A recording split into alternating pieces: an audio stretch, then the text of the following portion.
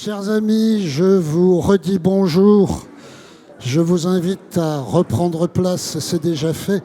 Et je vais inviter à nous rejoindre pour l'ouverture de cet après-midi des 6e rencontres, Maëlle Poésy et Kevin Case, qui sont là et qui vont nous rejoindre sur l'estrade s'ils veulent bien, qu'on est très très heureux d'accueillir. Alors je ne vous dis pas de les applaudir dès leur apparition, mais je sais qu'on a... Voilà un public bien chauffé. Je sais qu'on a beaucoup applaudi l'autre soir au Théâtre des Carmes. C'était un grand plaisir et on vous remercie de nous rejoindre cet après-midi. Il faudrait faire toutes sortes de discours pour présenter nos intervenants. Je vais beaucoup abréger. Je vais rappeler simplement 2016. C'est un choix correct, Maëlle ? C'est un choix correct de rappeler en 2016 ceux qui errent ont raison, je cite bien de mémoire. Ne se trompe pas, voilà, bon, je cite mal de mémoire, il faut que je ressorte mes petits papiers, je vieillis, je perds des neurones. Qui a été un spectacle marquant en 2016. Pour nous, c'était la 3e session des rencontres, et donc, bon retour, si je puis dire, l'année où on parle d'Odyssée. Et tout le monde, je pense, connaît le travail de Maëlle Poésy. Tout le monde a pu voir sa réalisation tout à l'heure. Je vais juste en dire un mot. Elle est un exemple d'interdisciplinarité parce qu'elle nous a donné un spectacle où il y a à la fois une scénographie, un visuel et une chorégraphie. Et je crois que tu es la chorégraphe, si je ne me trompe.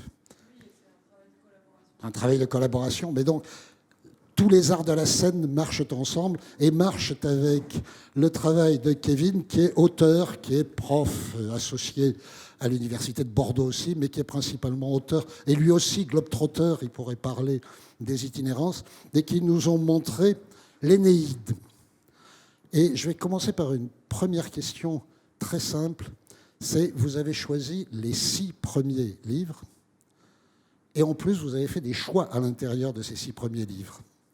Alors pourquoi les 6 premiers et pourquoi ces choix ?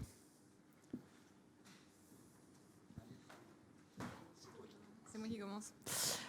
On s'est vraiment attaché à la... Je crois que quand j'ai décidé de travailler sur ce projet, quand on en a parlé ensemble, quand on a commencé à travailler sur l'adaptation, on avait vraiment envie de travailler sur la partie des voyages et de voir comment, en fait, ce parcours-là de la chute de Troie, finalement, à l'arrivée en Italie, raconte dans ce mouvement en fait une identité en mouvement, une identité en évolution, et que c'était vraiment ça qui nous intéressait en reprenant l'Énéide.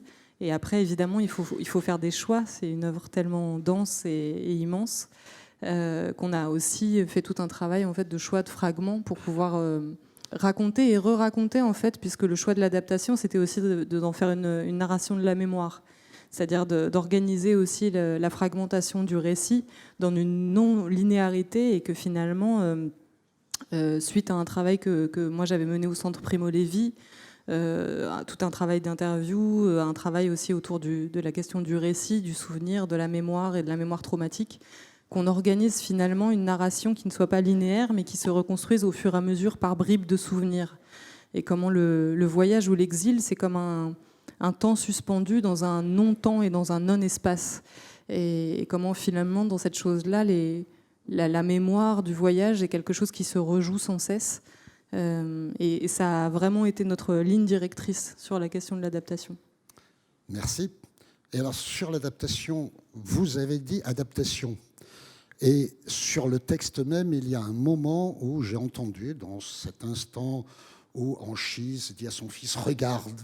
cette foule qui se presse là, ce sont tous nos descendants à venir. Et puis, un tel sera ceci, un tel sera cela. Et soudain, il y a, et lui là-bas, c'est le dernier des Romains. C'est pas dans le texte de Virgile. J'y ai travaillé et j'ai vérifié. Le dernier des Romains, je connais bien. C'est pas...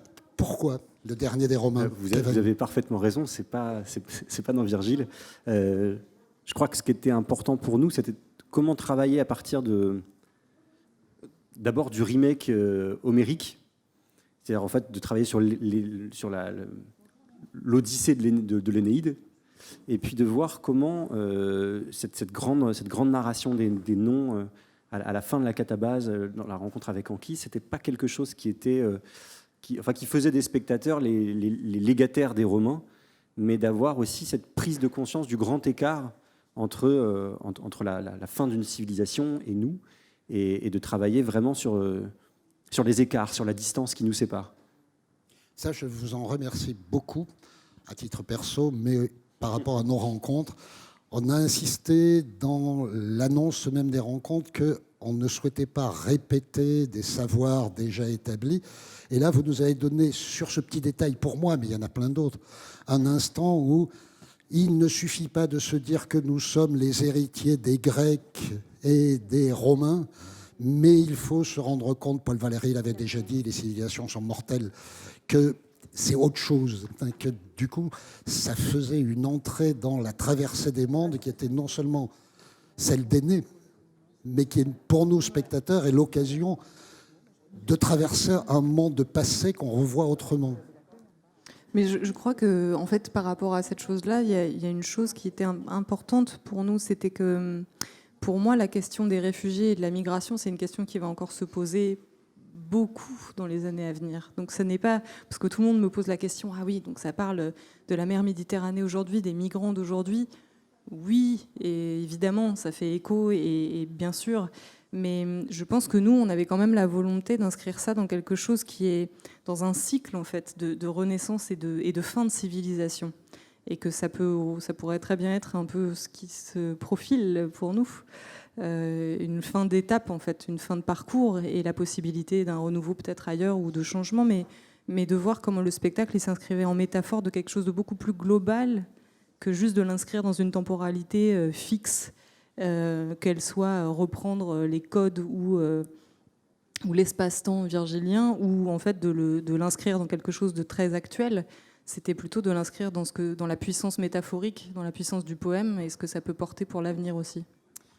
Alors en fait, je ne me souviens plus très bien de quelle question précise on en avait parlé, mais je crois que ça avait un lien avec Jupiter, parce que je vais parler du regard aérien tout à l'heure, et le regard jupitérien, regarder la Terre depuis en haut. Et il y a un moment que j'ai aimé, et ça, j'avoue que je ne suis pas allé vérifier si c'était vraiment dans le texte d'origine, mais ce moment où Jupiter, je crois que c'est au moment de la prophétie, il est en train de parler avec Vénus, et il parle de ce moment où il aime le soir. Il prend plaisir à regarder la Terre depuis les cieux. À la fin du banquet, il aime contempler les immensités de la Terre. Et les voiles qui sont sur la mer. Et on verra, quand je reparlerai tout à l'heure, ça fait un écho avec un texte.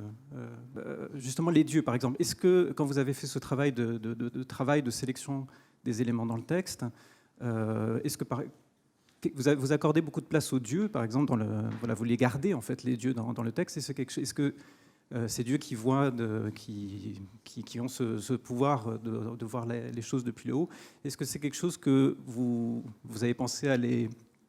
Comment dire? Est-ce qu'à un moment, vous avez pensé, par exemple, à vous passer des dieux ou à les mettre plus de côté? Enfin, vous avez réfléchi à la place que vous alliez leur accorder dans l'histoire? Première réponse, en fait, on s'est jamais dit qu'on allait pouvoir se passer des dieux, parce que je crois que c'était un des éléments déterminants pour nous. Pour une première raison, c'est que c'est d'abord un élément ludique, un élément vraiment performatif, de se dire en fait qu'est-ce que les dieux amènent de jeu pur au plateau. Et c'était notre première entrée, avant d'être dans une entrée narrative, de se demander comment les corps, comment les voix, comment les langues vont interagir et vont être en mesure de donner à ressentir plus que de raconter. Voilà le premier embryon de réponse. Et puis ensuite, dans la sélection en fait, des éléments davantage textuels, dans le latin, il y a des choses magnifiques. Et c'était aussi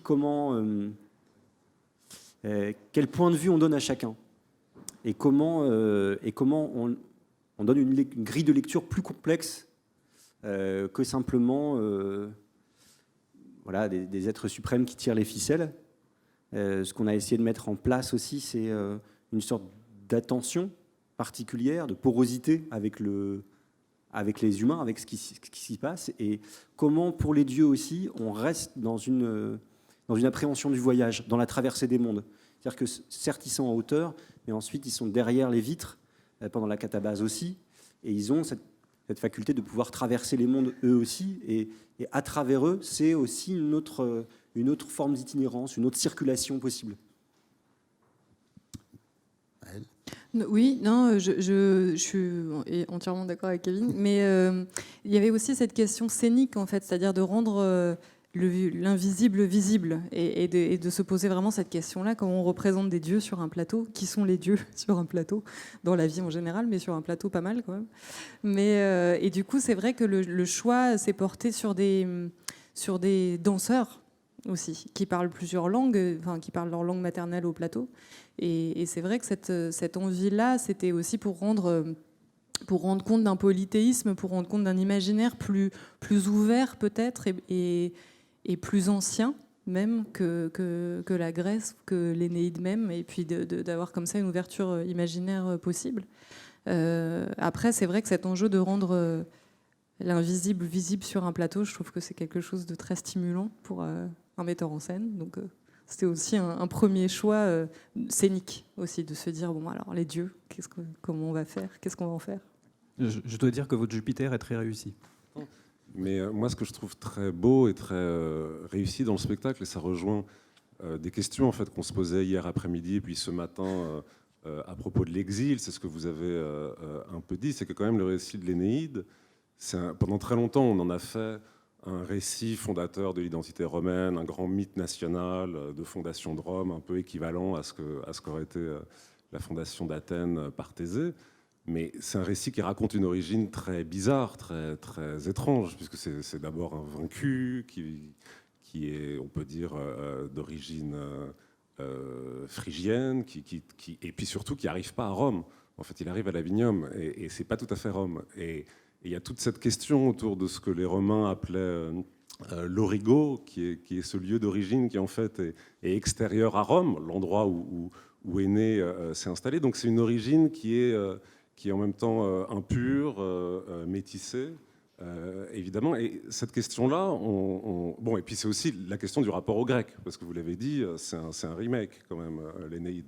Et on entend en fait, je ne sais pas si vous avez travaillé sur cette question-là, mais on entend des vers homériques, enfin en tout cas les références homériques, elles apparaissent très, très nettement dans votre texte. Donc voilà, est-ce que cette question du récit de l'origine et la façon dont ça peut nous parler, elle vous a, j'ai l'impression, en tout cas à la vue de votre spectacle, qu'elle vous a beaucoup travaillé, inspiré. C'est vraiment une des choses principales qui a conduit notre travail, c'est ce qu'on explique dans le petit programme d'ailleurs. C'est vrai que les travaux notamment de Yann Thomas, puis ensuite de Florence Dupont, ils ont été sur l'origo et sur ce rite juridique romain qui dit que pour être d'ici, il faut nécessairement être d'ailleurs. C'est quelque chose qui a été très important pour nous et qui, je pense, est une grille d'analyse passionnante pour réfléchir sur autre chose que l'identité nationale pure. Et on sait que pour les Romains, les Froids, c'était cette chose-là, et qu'il fallait nécessairement une ville ouverte, une ville métissée, pour que la Romagna puisse exister en paix. Donc oui, absolument, cette chose-là, elle a été très importante dans notre lecture, dans la façon dont on a expliqué aussi ce grand remake aux acteurs. Et pour en faire tout à fait autre chose, comme vous le disiez très bien, qu'un grand récit des origines, mais davantage comme un matériau, un scénario qui nous permet, nous, à l'heure actuelle, de réfléchir autrement sur la notion d'identité. L'identité métisse. Oui, une identité plurielle et surtout une identité, Maëlle le disait un peu tout à l'heure, et puis Virgile était contemporain d'Ovide, une identité de la métamorphose. Ouais. Et ce qui est passionnant quand on suit le parcours de ce personnage qui est Énée, c'est qu'il est en évolution permanente. Et l'autre point qui, je pense, est important aussi, c'est que le texte de Virgile, il n'a jamais été écrit pour la lecture silencieuse, il n'a jamais été écrit pour être incarné par différents acteurs. Il a été écrit pour la proclamation, pour le chant. Et ensuite, on s'en est servi beaucoup dans la pantomime.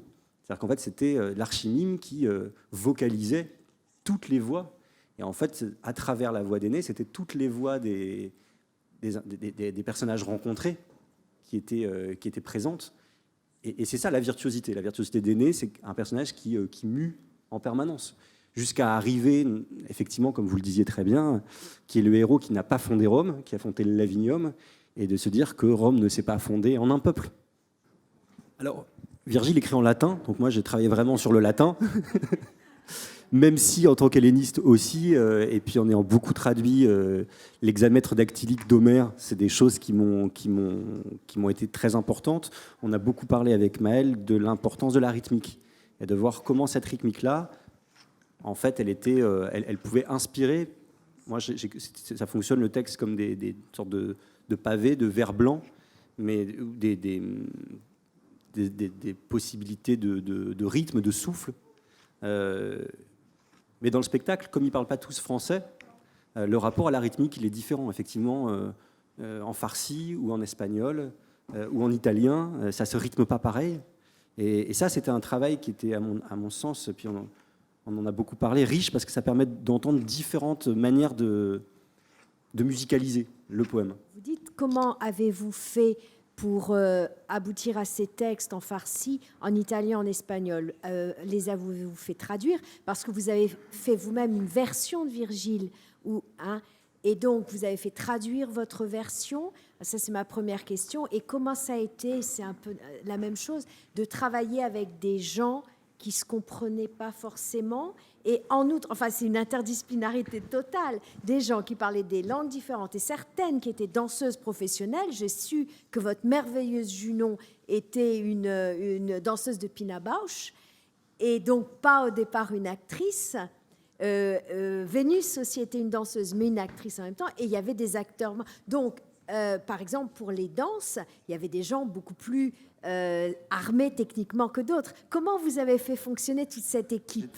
Traduit du latin au français, il y a des choses qui ont été écrites et qui sont de l'écriture originale.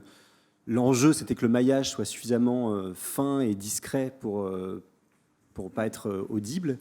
Et effectivement, les textes en langues étrangères ont été confiés à des traducteurs, en farsi, en espagnol, en italien, en turc, puisque les pénates parlent turc, et en anglais, pour que tous les acteurs et interprètes aient une intercompréhension quand même plutôt correcte de tout. Et je laisse Maëlle le deuxième tiroir. Oui, non, mais par rapport à ça, juste un point sur le texte. Je pense qu'il y a des choses qui nous... Par exemple, ce que nous, en interne, on appelle le monologue de la tempête de Junon, ça, c'est écrit par Kevin. Et ce que je trouve magnifique, en fait, c'est qu'il y a des échos qui nous paraissaient extrêmement importants dans le texte, mais qui n'avaient pas de texte. C'est-à-dire que, par exemple, Junon, c'est vraiment la figure de la colère ancienne, de l'injustice. Voilà. Et en même temps, il n'y a pas de texte pour le dire chez Virgile. Donc, il y a eu des passages qui ont été aussi, à un moment donné, des choix de mettre en avant, de construire aussi plus fortement, plus théâtralement certains personnages qui n'avaient pas les mots pour le dire. Et ça, c'est le travail merveilleux de collaboration avec un auteur, avec Kevin en répétition, c'est que, et même en amont des répétitions, c'est de réfléchir en fait à cette notion-là de construction et de voir comment le puzzle entre le poème original et le maillage que nous on fait après avec l'écriture scénique et l'écriture originale peut se faire. Donc ça, c'est une première chose qui est importante, parce que du coup, quand on dit la merveilleuse Junon, je suis ravie, mais je pense que elle est merveilleuse parce qu'il y a cette complexité du personnage qui peut peut-être ressortir aussi grâce à ça. La deuxième chose, c'est que oui, c'est une équipe qui n'a pas le même langage, mais de façon globale. C'est-à-dire n'a pas le même langage scénique, n'a pas le même langage pour se parler. Et donc c'est un vrai enjeu de réussir à diriger des gens en anglais, en espagnol, en français sur un poème virgilien. Et en plus de faire jouer des danseuses dont en fait la voix c'est quelque chose qui leur est étranger, c'est-à-dire qu'elles doivent quand même s'habituer à parler. Et puis pour Rochanak, c'était aussi parler en farsi, qui est sa langue maternelle, mais qu'elle n'avait jamais parlé en public. Donc il y a aussi des enjeux qui sont multiples dans la pièce, mais c'est un vrai bonheur aussi. Mais c'est vrai que je me suis des fois retrouvée à diriger cette scène des dieux entre Rochanak qui parlait farsi, que Harrison ne comprenait pas, Harrison qui parlait espagnol. Moi, je dirigeais Rochanak en anglais et Harrison en espagnol. Et c'était parfois complexe, mais c'était un vrai bonheur. C'était un magnifique défi. et il a été magnifiquement réussi. Bonjour. Alors, comme le disait Alain, nous allons maintenant avoir un exposé qui est très différent des exposés passionnants que nous avons entendus ce matin, mais qui, j'espère, va vous intéresser aussi, et qui va se centrer sur les bases physiologiques de la mémoire. Donc la mémoire, on en a énormément entendu parler. C'est un système extraordinairement compliqué, mais en même temps extrêmement intéressant, passionnant, qui constitue le fondement de notre personnalité. Et nous avons le plaisir d'accueillir Pascale Gisquet, qui est directrice de recherche au CNRS, qui travaille à l'université Paris-Saclay, dans un institut de neurosciences. Et donc, elle a vraiment travaillé sur les bases physiologiques de la mémoire chez l'animal, pour essayer d'en comprendre les mécanismes, pour essayer de comprendre les différents types de mémoire, parce que je pense que Pascale va nous expliquer que la mémoire, c'est pas un tout unifié. Il y a différents types de mémoire. Et ces travaux chez l'animal l'ont conduite à remettre en cause des théories qui étaient pourtant bien ancrées dans le domaine des neurosciences cognitives, sur la consolidation mnésique, et qui l'ont amené à accorder une importance très particulière et très grande à ce qu'elle appelle les indices de rappel, et que, pour mettre en contexte, on pourrait appeler le contexte. En fait, tout ce qu'on encode en même temps qu'un souvenir, et qui vient de l'environnement, et qui ensuite peut servir de base pour retrouver les mémoires et éventuellement pour développer des thérapeutiques pour les nombreuses personnes qui ont des troubles mnésiques. Merci. Et bonjour à tous. D'abord, merci beaucoup pour cette invitation. Je ne pensais jamais pouvoir un jour m'exprimer dans le cadre du Festival d'Avignon. Je dois dire que c'était une grande surprise pour moi. Et bon, j'espère que je vais vous emmener dans un voyage qui est vraiment très différent du voyage de l'Énéide, mais j'ai essayé quand même de faire un certain nombre de points communs par rapport à cette superbe pièce que j'ai eu l'occasion de voir avant-hier, et j'avais beaucoup de plaisir. Et j'espère qu'il va y avoir des échos entre ce que je vais vous raconter et puis ce que vous avez voulu mettre dans votre pièce. D'abord, je voudrais dire que l'exil, évidemment, c'est quelque chose qui existe depuis très longtemps, et qui, malheureusement, vu les circonstances actuelles, n'a pas fini de se développer au cours des années prochaines. Et c'est les expériences d'exil par les individus qui y sont soumis se traduisent toujours, quand ils le racontent, par la notion de rupture. C'est la rupture entre une situation passée et une situation présente et son avenir. Et les personnes qui sont soumises à ces expériences n'ont le recours que d'une seule chose, leur souvenir, pour faire le lien entre ce qu'ils sont et ce qu'ils ont été auparavant. Donc c'est une notion très importante de pouvoir comprendre comment fonctionne leur mémoire et comment ils vont essayer, à travers cette expérience d'exil et de traumatisme qui est inhérente à ces situations d'exil, comment la mémoire va soutenir tout ça et comment elle va faire évoluer leurs souvenirs au cours du temps. Et comment ça va pouvoir les aider ou parfois même les perturber en fonction des circonstances. La mémoire, donc, c'est quelque chose que je vais essayer d'aborder très rapidement. Je n'ai pas beaucoup de temps, donc je vais aller assez vite sur ces différentes notions. On parle toujours de la mémoire, mais en fait, comme l'a dit Mireille, la mémoire est quelque chose de beaucoup plus complexe, et ce serait certainement plus juste de parler de mémoire au pluriel, ou plutôt de système de mémoire. Et en gros, la première dichotomie qu'on peut faire, c'est entre une mémoire à court terme et une mémoire à long terme. Donc une dichotomie sur la base temporelle. Et cette mémoire à court terme est une mémoire qui est extrêmement importante pour tous les événements qu'on vit, puisqu'elle est sans arrêt active lorsque l'on est en train de vivre un événement. Cette mémoire à court terme nous permet de maintenir en activité toutes les informations au moment où elles se déroulent, pour qu'on soit capable de les considérer comme faisant partie d'une même scène. Et donc, cette mémoire à court terme, elle permet de lier les différentes informations pour en faire des souvenirs qui vont, pour en faire des objets qui vont parfois être utiles pendant très peu de temps et parfois devoir être conservés. Cette mémoire à court terme, elle nous permet de retenir une information pendant quelques secondes, le temps de la transcrire sur un papier. Elle nous permet aussi de comprendre le contenu d'une phrase ou le contenu d'un texte que l'on lit en maintenant actif toutes ces informations en même temps. Et elle nous permet aussi de prendre des décisions, de faire des raisonnements sur la base des informations qui sont présentes. Par exemple, si je vous demande de calculer 328 par 7, vous allez poser cette opération dans votre tête et la réaliser, puis ensuite évacuer l'information qui était initiale. Donc cette mémoire permet aussi des prises de décision et seule une partie de ces informations va pouvoir passer en mémoire à long terme si vous les jugez suffisamment nécessaires et sinon elles devront être évacuées. Par exemple, si vous faites une partie de cartes, ce n'est pas nécessaire, surtout pas, de conserver les informations de la première partie pour la seconde partie. Elles seraient plutôt gênantes. Donc on a une espèce de bouton de reset pour remettre à zéro cette mémoire pour pouvoir reconstruire d'autres choses. Cette mémoire, elle est basée sur un système qui comporte un administrateur central qui fait travailler deux systèmes esclaves. Un système qui est la boucle phonologique qui maintient l'information sur une forme auditive, et puis un carnet visio-spatial qui permet de maintenir cette information sur une forme visuelle.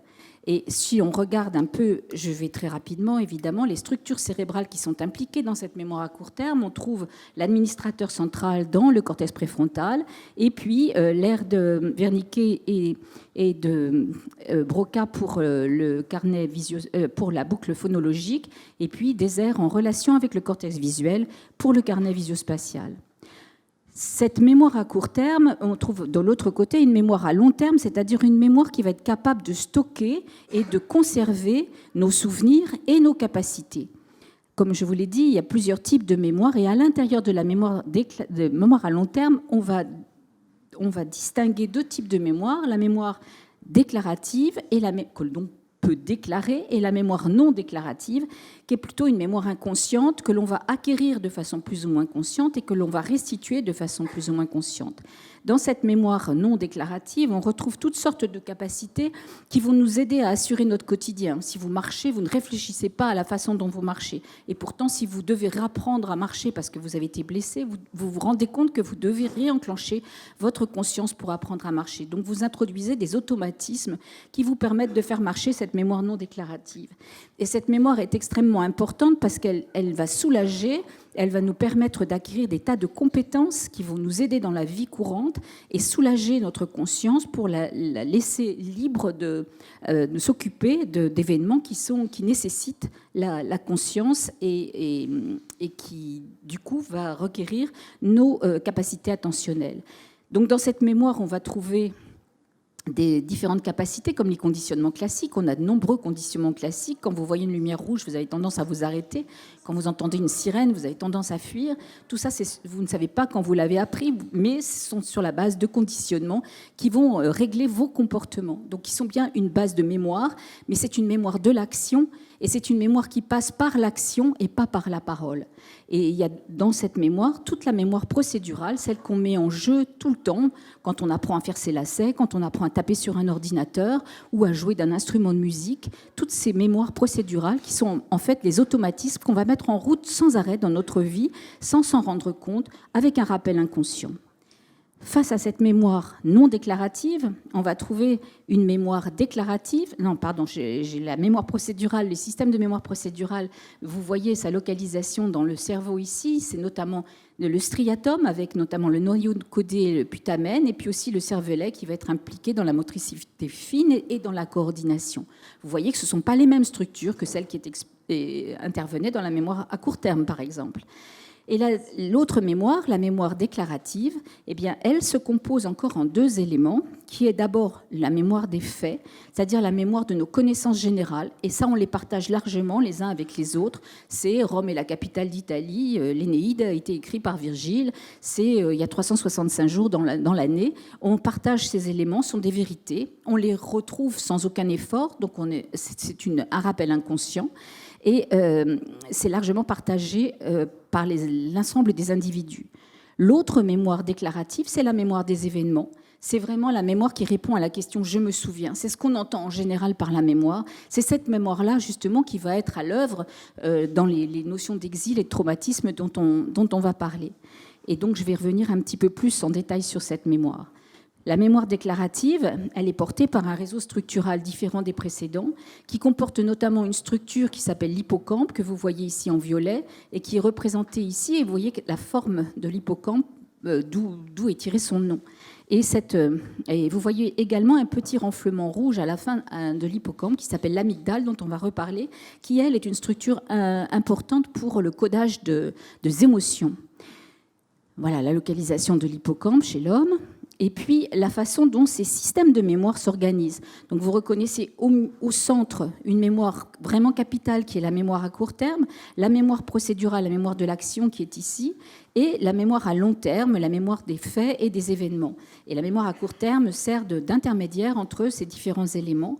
Et ceci pour vous dire que ces différentes capacités sont portées par des systèmes qui sont différents. On peut avoir une atteinte de la mémoire procédurale, par exemple, dans certaines maladies, notamment la maladie de Parkinson, et avec une mémoire déclarative qui va bien fonctionner, et on va pouvoir aussi également avoir l'inverse. Cette mémoire, évidemment, le meilleur fonctionnement, c'est quand on arrive à faire fonctionner tous nos réseaux structuraux en même temps.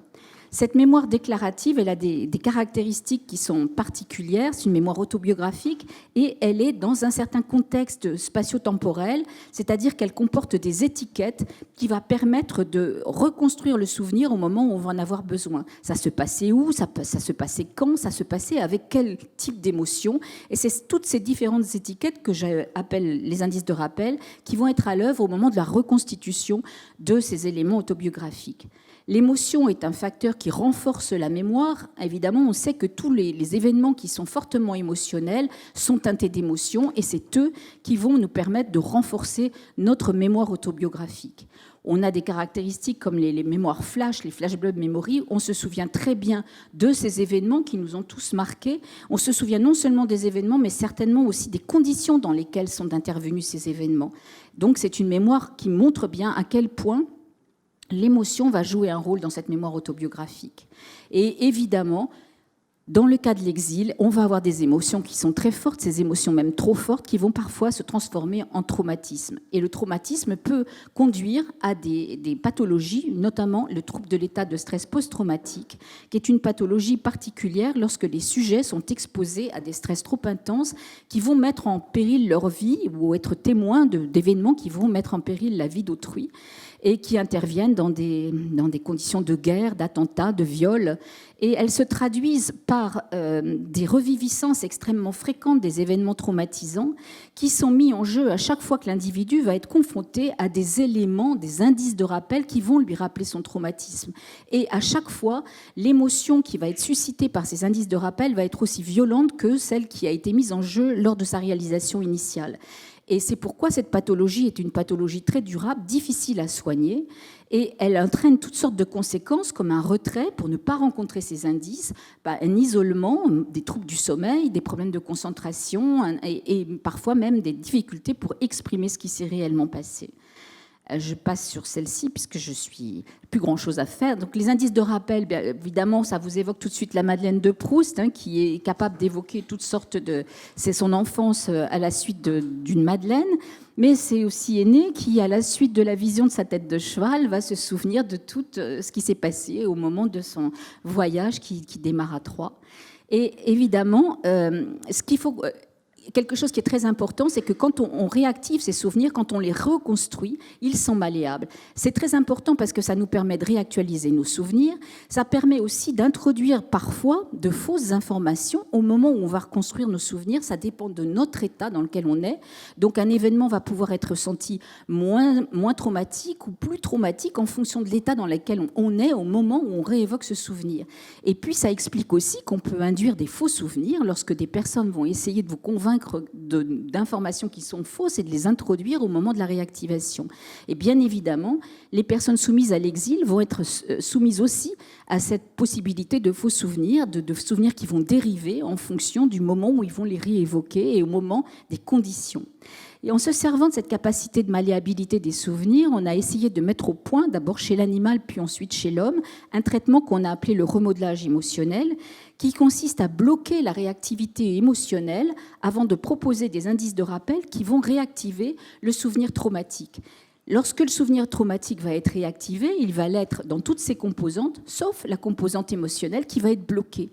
Et ce nouveau souvenir qui va être construit et prendre la place du souvenir, s'additionner au souvenir, mais être aussi celui qui est le plus disponible parce que le plus nouvellement formé, va pouvoir ainsi être évoqué ultérieurement et diminuer le caractère pathologique du traumatisme. Et en faisant des techniques de ce genre, en utilisant comme traitement soit l'amphétamine ou l'ocytocine chez l'animal, on a été capable de réduire les taux de troubles post-traumatiques chez l'animal de plus de 80%. Et maintenant, nous essayons de le faire chez l'homme, qui sont soumis à des troubles de stress post-traumatique.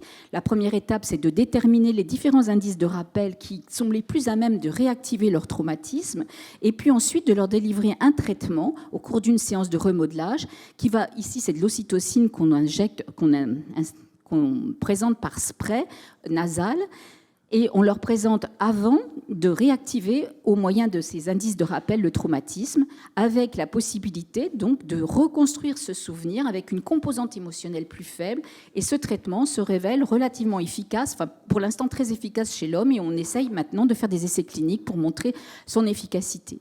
Alors évidemment, le traumatisme, l'exil ne va pas se terminer, c'est quelque chose qui va encore s'intensifier dans les années à venir avec les problèmes économiques et climatiques, mais on espère qu'à sur la base de ces traitements-là et d'autres qui peuvent être mis en évidence, on arrivera à soulager les problèmes liés à l'exil. Merci beaucoup. Merci Pascal, bravo.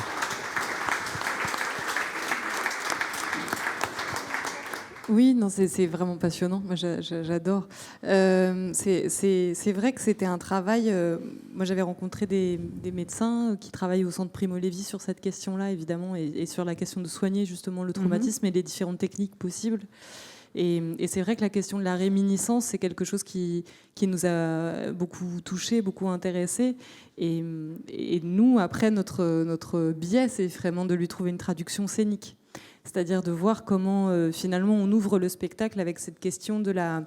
Justement, comme ça avait été une discussion très intéressante sur les questions olfactives, enfin voilà, oui. La question des sens en fait, et comment les sens réactivent la mémoire, et la mémoire traumatique en particulier. C'est une mémoire hautement réactivable. Exactement. C'est ça, oui. Et où du coup la question de la réminiscence, du mouvement entre présent, passé, en fait, de ne plus savoir dans quel espace-temps on se trouve. Et c'est vrai qu'on démarre le spectacle avec cette question-là. Il part de ces sensations, de ces sons en fait, qui peuvent réévoquer quelque chose, et comment le souvenir surgit petit à petit, et le récit permet le revivre et le partage du récit avec le public. Oui, j'ai trouvé ça très intéressant que vous ayez choisi cette tête de cheval pour réactiver. Je me suis dit, voilà exactement le lien entre la pièce et ce que je vais raconter. C'est tout à fait ça, quoi. Le lien était fait. Merci. Effectivement, on a rencontré Francis Eustache, donc on a vu, je crois, le visage apparaître. Oui, puisque c'est lui qui a proposé un modèle complet de l'ensemble des systèmes de mémoire, Francis Eustache, oui. Et effectivement, c'est un peu ce que disait Mel, ce qui nous plaisait dans le travail aussi sur ce remake homérique, c'était le choix non linéaire, et comment en fait par éclat, on travaillait comme par éclat pour les comédiens. En fait, le rapport à la mémoire, ça pouvait créer aussi du ludique au plateau, leur permettre aussi une plus grande inventivité, une fois sorti de l'idée que ça commence par ça et que ça se termine par ça. Il y a beaucoup de reconstruction dans ce que vous présentez, effectivement, à partir d'éléments qui sont présents autour des acteurs.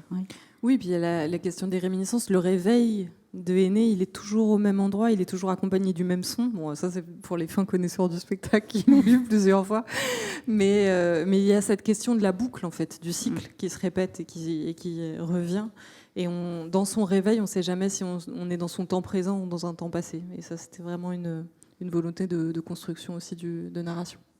Je crois qu'on est en train là, de vivre en direct un dialogue entre création et recherche qui fonctionne. Et effectivement, dans le spectacle, une des choses qui m'a frappé, c'est le travail spiralaire que les reprises chorégraphiques scandent de façon très souple, mais très très présente pour le spectateur.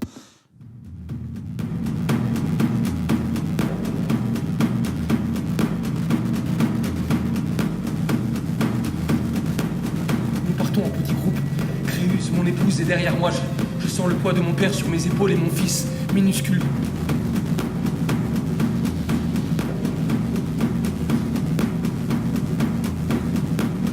Regarde! L'immense demeure de mon frère, le prince Déiphobe, est en flammes.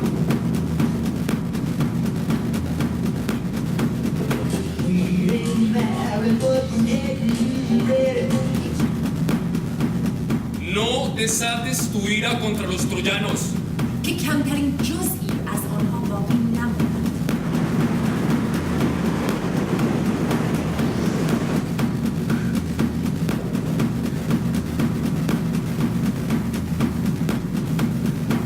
Nous reprenons la mer! Nos embarcations sont aussi minuscules que les étoiles. Des villes désertées. Plus un habitant.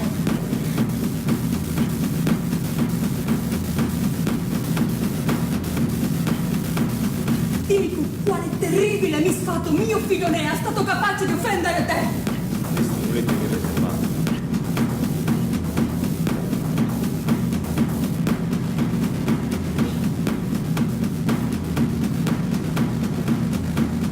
Les morts viendront annoncer la nouvelle de tes souffrances et de tes châtiments.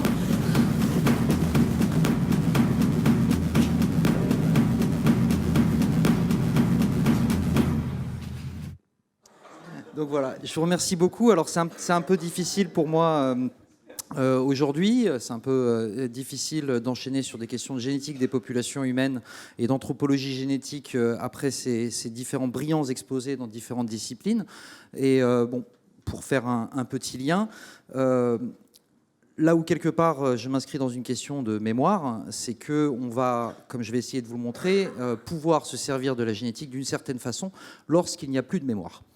Lorsqu'on ne sait plus d'où on vient, lorsqu'on ne sait plus comment se sont passées les migrations, l'histoire des origines humaines, un des points de vue est celui de la génétique. Mais il faut faire attention, l'histoire de la génétique ne raconte qu'une seule histoire, celle de la génétique. Pas l'histoire des langues, pas l'histoire des pays, pas l'histoire de... Elle ne parle que de l'histoire de la génétique. Et donc pour faire ça, je vais commencer, je suis désolé, par faire un peu de rappel pour être bien sûr qu'on me suit et pour vous parler de l'objet qui m'intéresse en anthropologie génétique qui est l'ADN. Alors l'ADN, c'est pas l'ADN des marques, etc. etc. L'ADN, c'est une molécule, acide désoxyribonucléique, c'est le nom barbare chimique de cette molécule. Dans chacune des cellules de notre corps, en un corps humain en tout cas, presque chacune des cellules, on va trouver à l'intérieur du noyau les fameux chromosomes, 23 paires de chromosomes. Et ces chromosomes sont en fait une espèce d'armature, d'architecture autour de laquelle s'enroule une très très longue molécule en double hélice, comme vous le voyez, une espèce d'échelle torsadée comme ça, qui est justement l'ADN. À l'intérieur de cette hélice, vous trouvez ces fameuses 4 lettres ATGC ou AGCT, qui sont 4 molécules chimiques, et c'est uniquement dans ces 4 lettres et leur succession que se code toute l'information génétique de n'importe quel individu vivant, en tout cas sur notre planète. Alors, quand je prends l'ADN de 2 individus, donc typiquement, je vais vous faire cracher, et puis je vais récupérer les cellules qu'il y a dans votre salive, et puis je vais récupérer l'ADN qui est à l'intérieur des cellules de votre salive, et je vais séquencer cet ADN. Le séquençage consiste juste à, et c'est passablement compliqué en fait, mais à réécrire ce grand livre de l'ADN, de ATGC, entre 2 individus. Je vais les aligner, et je vais regarder quand est-ce qu'il y a des différences. Là, vous voyez, il y en a une, et ces différences, c'est typiquement ce qu'on appelle des mutations. D'accord ? Alors, je compare 2 individus que je vais avoir pris au hasard dans le monde, que ce soit des voisins de palier ou des gens qui vivent de part et d'autre du monde. Je vais éviter de prendre des frères et sœurs dans cet exemple-là. Combien de différences j'ai dans ces lettres ? On en a 3 milliards, en gros. Un peu plus chez les filles, un peu moins chez les garçons, parce que le chromosome Y, il est tout petit. On a 3 milliards de lettres. Je vais trouver à peine 3 millions de différences en moyenne entre 2 individus. un peu moins entre des frères et sœurs, un peu plus entre des gens très éloignés généalogiquement et familialement.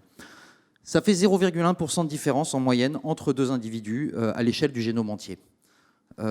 C'est vraiment pas grand-chose, voire même on est une des espèces les plus homogènes génétiquement à l'échelle du globe, une des espèces de mammifères les plus homogènes. Vous prenez deux orang-outans de la même sous-espèce, les orang-outans de Bornéo qui vivent dans la même forêt, vous évitez de prendre des frères et sœurs, d'accord, vous faites exactement la même chose, vous trouvez 3 fois plus de différence entre eux. Ok ? Donc on est une espèce extrêmement homogène à l'échelle de la planète, et ça c'est le point de départ. Alors, un dernier petit élément, comment ça se transmet l'ADN ? Eh bien, vous êtes sûrement au courant qu'on hérite la moitié de notre ADN de notre père, l'autre moitié de notre mère, qui eux-mêmes ont hérité de la moitié de leur ADN de leurs parents, qui eux-mêmes ont hérité de la moitié de leur ADN de leurs parents, etc., etc. Ainsi, si vous prenez un individu, nous, n'importe qui dans cette pièce, notre patrimoine génétique, l'ADN, c'est une grande mosaïque, assez compliquée, mais une grande mosaïque de tous les patrimoines génétiques, de toute la parentèle biologique, donc ceux qui ont fait des bébés ensemble, pour arriver jusqu'à vous. Et la fameuse loterie de la reproduction, c'est que entre frères et sœurs avec les mêmes parents, on n'hérite pas forcément exactement des mêmes bouts de l'ADN de nos parents. C'est une première source de variation entre individus, c'est qu'avec les mêmes parents biologiques, ils ne transmettent pas tous exactement les mêmes bouts, parce qu'on tire un peu au sort les différents bouts qu'on récupère des uns et des autres. Il y a une autre source, c'est la mutation. C'est-à-dire qu'à chaque fois qu'on va transmettre notre ADN, on va tout simplement le photocopier pour le mettre dans un spermatozoïde ou dans un ovule, qui va ensuite servir à faire un enfant. Et au cours de cette photocopie, il y a des ratures, et des ratures non corrigées, la source des mutations, la seule source de nouveauté en génétique. Et ces mutations, il y en a qu'on va hériter de nos parents, comme vous voyez ici, et puis il y en a d'autres qui vont apparaître juste chez nous. D'accord ? Si vous avez une idée, à vue de nez, il y en a combien qui vous sont propres de ces mutations ? Qu'il n'y a que vous sur Terre qui les porte ? Il y en a à peu près 70. D'accord, sur 3 milliards de lettres. Pas grand-chose, mais ça suffit à vous rendre complètement unique. C'est pour ça que les généticiens ont la bonne habitude de dire que nous sommes à la fois tous parents et tous différents. Alors, sur cette base-là de la génétique, là on a parlé des individus, génétique des populations, la première question qui se pose, et c'est une question qui a été posée beaucoup de fois en fait ces derniers jours, surtout aujourd'hui d'ailleurs, c'est qu'est-ce qu'une population ? Et là je vais rejoindre les collègues de ce matin en anthropologie. C'est compliqué une population, il y a plein de définitions différentes. Donc on peut prendre des définitions classiques, vous allez trouver dans le Larousse, l'ensemble des habitants d'un pays, d'une région, d'une ville, etc. Donc habitants, on parle des individus, et on a une localisation géographique, une catégorie géographique pour définir cette population. On a aussi ensemble des espèces animales ou végétales d'un pays, d'une région. Pareil, on parle d'un individu, d'organisme biologique et d'une localisation géographique pour ces individus. Enfin, celle qui m'intéresse le plus ici dans les définitions classiques, c'est un ensemble de personnes. Donc là, cette fois, c'est vraiment ancré dans les individus.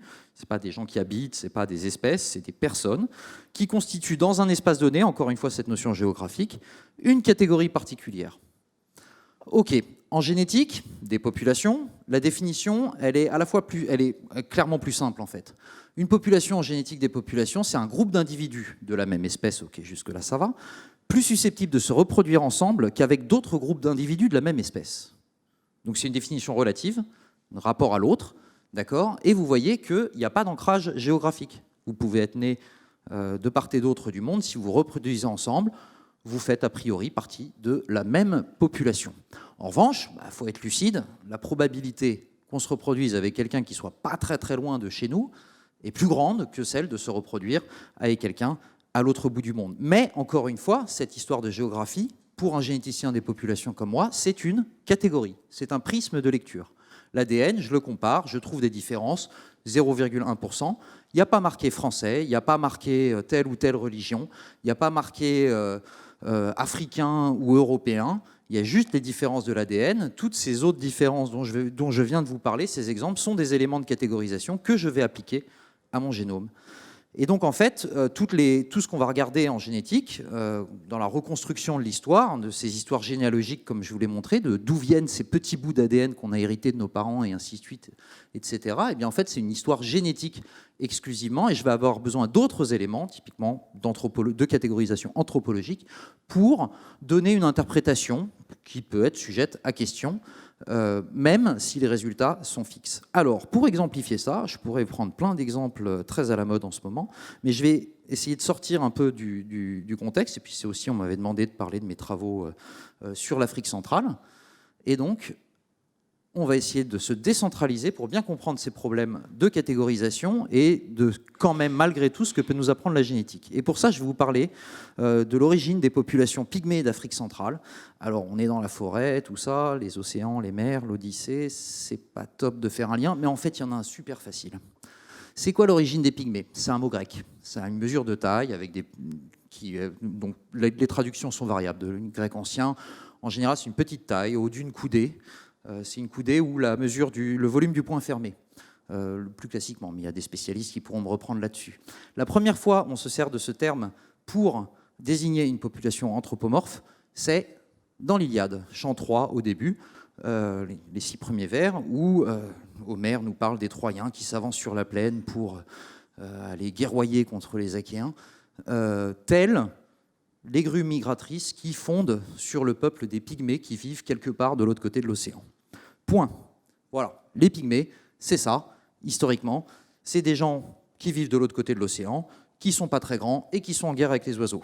À partir de là, vous avez une iconographie abondante sur les vases de toutes les époques, où dès que vous voyez un individu en guerre avec un oiseau, quelle que soit sa couleur, sa taille, qu'il ait des armes sophistiquées ou pas, c'est littéralement un Pygmée.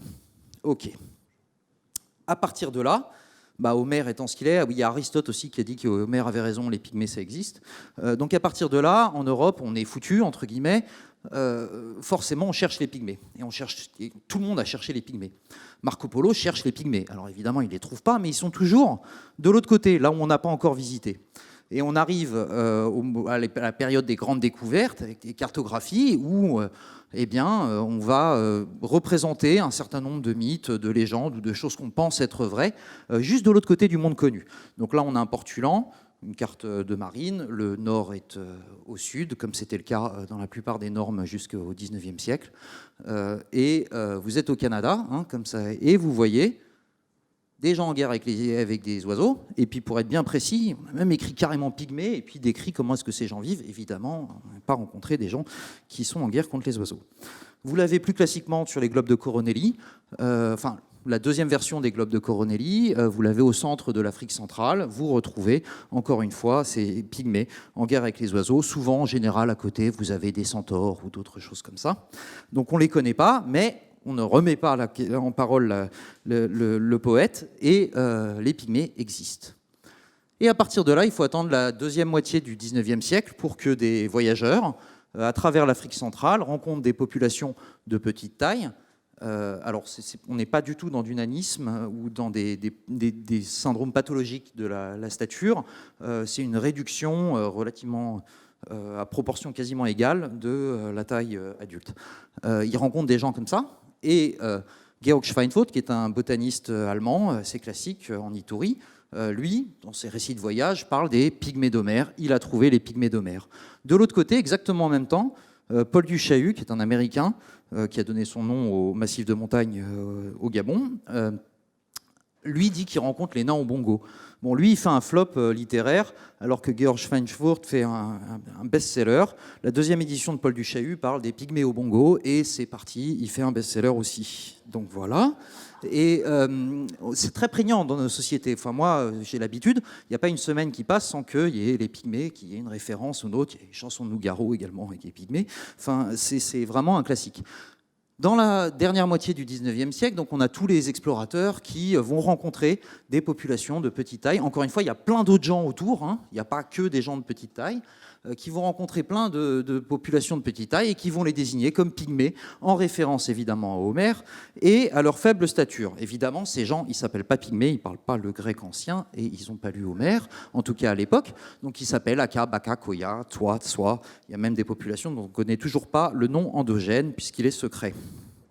Alors à partir de là, les anthropologues travaillent, surtout dans disons entre les années 1910 et les années 1960, pour essayer de comprendre tous ces gens qu'on a catégorisés comme étant Pygmées, surtout par rapport aux autres voisins que moi j'ai décidé d'appeler non Pygmées, parce que c'est après tout une catégorisation binaire, Pygmée ou pas, Est-ce qu'il y a des éléments, des critères de catégorisation qui permettent effectivement d'englober tous ces gens sous ce terme historique tel qu'il a été pris à l'époque? Eh bien, ils ont beaucoup travaillé et ils en ont trouvé, mais ils en ont trouvé beaucoup, complexes, emboîtés, et jamais un seul de ces critères tout seul ne suffit à vous rendre pygmée dans la définition canonique historique ou dans la définition anthropologique de la chose. Alors la première chose, c'est que ce sont des populations, des individus qui se distinguent des autres avec un nom qui leur est propre, ce nom étant reconnu également par les autres. Donc en gros, il y a une notion de nous, les autres, et des frontières mobiles peut-être, mais il y a une distinction de l'autre. Ils sont souvent décrits comme des spécialistes des activités forestières, les fameux chasseurs-cueilleurs. Il ne faut pas oublier qu'on fait de la pêche aussi en forêt, c'est important. Un mode de vie souvent mobile, je ne veux pas entendre parler de nomadisme, parce que ce n'est pas du nomadisme, mais bon, il y a un habitat semi-permanent avec une grande mobilité dans la forêt. Et surtout, ça c'est un des trucs qui est un peu unique et qui pour le coup est un des rares trucs qui tient à peu près dans toutes les populations qui ont été labellisées comme ça. Ils entretiennent des interactions socio-économiques très complexes avec leurs voisins non pygmées. On pourra revenir là-dessus, mais ça va de, si vous voulez, dans certaines populations, la circoncision, qui est un rituel de passage à l'âge adulte qui est très très important, ne peut se faire qu'avec des pygmées qui vont faire la musique du rituel en question. Pas chez tous, mais ça arrive. Donc ça peut être aussi bien sûr un point de vue symbolique que la forge. Les pygmées n'ont pas de société de forgerons. Enfin, il n'y a pas de forgerons chez eux, donc ils échangent le fer contre d'autres produits magiques ou du gibier tout simplement. Et ils travaillent le fer ensuite comme ils l'entendent, mais ils n'extraient pas le fer du métal. Donc interaction avec les voisins. Et la faible stature, je vous avoue franchement que premièrement, elle ne sort jamais dans les enquêtes. Jamais on me dit les pygmées, c'est les pygmées parce qu'ils sont petits. Alors peut-être que c'est parce que c'est évident, mais bon. Et concrètement, vous n'en avez pas vraiment besoin pour rentrer dans cette catégorisation telle qu'elle est écrite là. Pourtant, elle en fait partie historiquement. C'est même pour ça qu'on les appelait comme ça. Alors, pas de bol, ce terme, malgré tout, englobe une très grande, c'est bon, différence de plein de points de vue. Alors, il n'y a pas de langue pygmée, déjà, ça n'existe pas, ils parlent les langues des voisins, donc ça fait une diversité linguistique à l'échelle du continent qui est la plus grande à l'intérieur de ce groupe, il y a différentes familles linguistiques. Ils ne vivent pas tous dans la forêt, il y a des hauts plateaux, des savanes arborées, diversité des activités, ils pratiquent tous l'agriculture ou l'horticulture, plus ou moins intensément dans les différentes populations voisines. La faible stature, oui, mais de toute façon, il n'y a pas de continuité. C'est vrai qu'ils sont petits, mais il n'y a pas de discontinuité. Il y a des populations qu'on ne va pas du tout appeler pygmées et qui mesurent moins d'1,60 m à l'âge adulte, en non pathologique. Enfin, ils ne se reconnaissent pas d'origine commune entre eux. La plupart du temps, d'ailleurs, ils ne se connaissent pas. Ils ont ils ont une cosmogonie complexe avec beaucoup de genèses différentes. Mais souvent, quand vous entendez des mythes sur l'origine des pygmées, etc., c'est souvent les mythes des voisins des pygmées pour les autres populations. Alors, à partir de là, justement, c'est quoi l'histoire de ce peuplement? Et c'est quoi l'histoire de toutes ces populations, l'histoire de leur migration, de leurs origines, les pygmées comme leurs voisins non pygmées? La première approche directe, c'est l'archéologie. On trouve qu'il y a un peuplement dense et relativement continu depuis au moins 60 000 ans, enfin 45 000 ans, disons, dans tout le bassin congolais, avec plein d'industries différentes. Seulement pas de bol, c'est de la forêt équatoriale, les sols sont acides, on a très très peu de préservation des ossements ou des objets en métal, etc. Donc impossible de retracer qui sont les descendants des gens qui ont fabriqué les outils que vous voyez. On va faire donc de la génétique. Il me reste 8 minutes. On va donc faire de la génétique pour ça. Donc on fait des enquêtes. Comme on l'a dit ce matin, l'essentiel du temps à passer sur le terrain est en discussion. 80% de mon temps est en discussion. Faire un prélèvement de salive, c'est pas très long. Parfois on fait des mesures biométriques, pas toujours. Et les consentements des individus sont enregistrés. En 10 ans, on a fait beaucoup d'échantillonnage à travers le monde, avec plein de gens qui ont fait ces échantillonnages, enfin à travers l'Afrique centrale en tout cas, dans le cadre de cette catégorisation binaire, pygmée, non pygmée. On a récolté les informations en plus de l'ADN, savoir est-ce qu'un individu, on allait le caler dans la case pygmée ou dans la case non pygmée. Encore une fois, c'est catégorisation exogène. Et voilà le résultat. Donc ici, vous avez une représentation des distances génétiques. Donc on a comparé l'ADN, on a compté les différences. Chaque individu est un point. Plus deux individus sont loin, c'est plus les distances génétiques sont grandes. Donc vous voyez qu'il y a des groupes d'individus qui sont plus proches que d'autres. Il n'y a toujours pas d'histoire de pygmée, de pas pygmée là. Sauf que si je prends mes catégorisations anthropologiques, voilà ce que je trouve. Une distinction assez nette quand même entre des populations voisines, pygmées et non pygmées, et surtout de grandes différences entre les différentes populations dites pygmées. Ils ne se ressemblent pas beaucoup. Et enfin, Ici, chaque individu est représenté verticalement. Bon, je vais passer sur les détails statistiques complexes de ce genre d'analyse.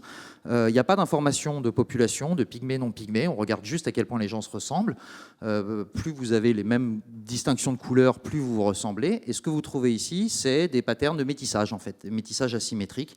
On a pas mal de bleu qui rentrent dans le rouge, comme vous voyez, un peu de rouge qui rentre dans le bleu.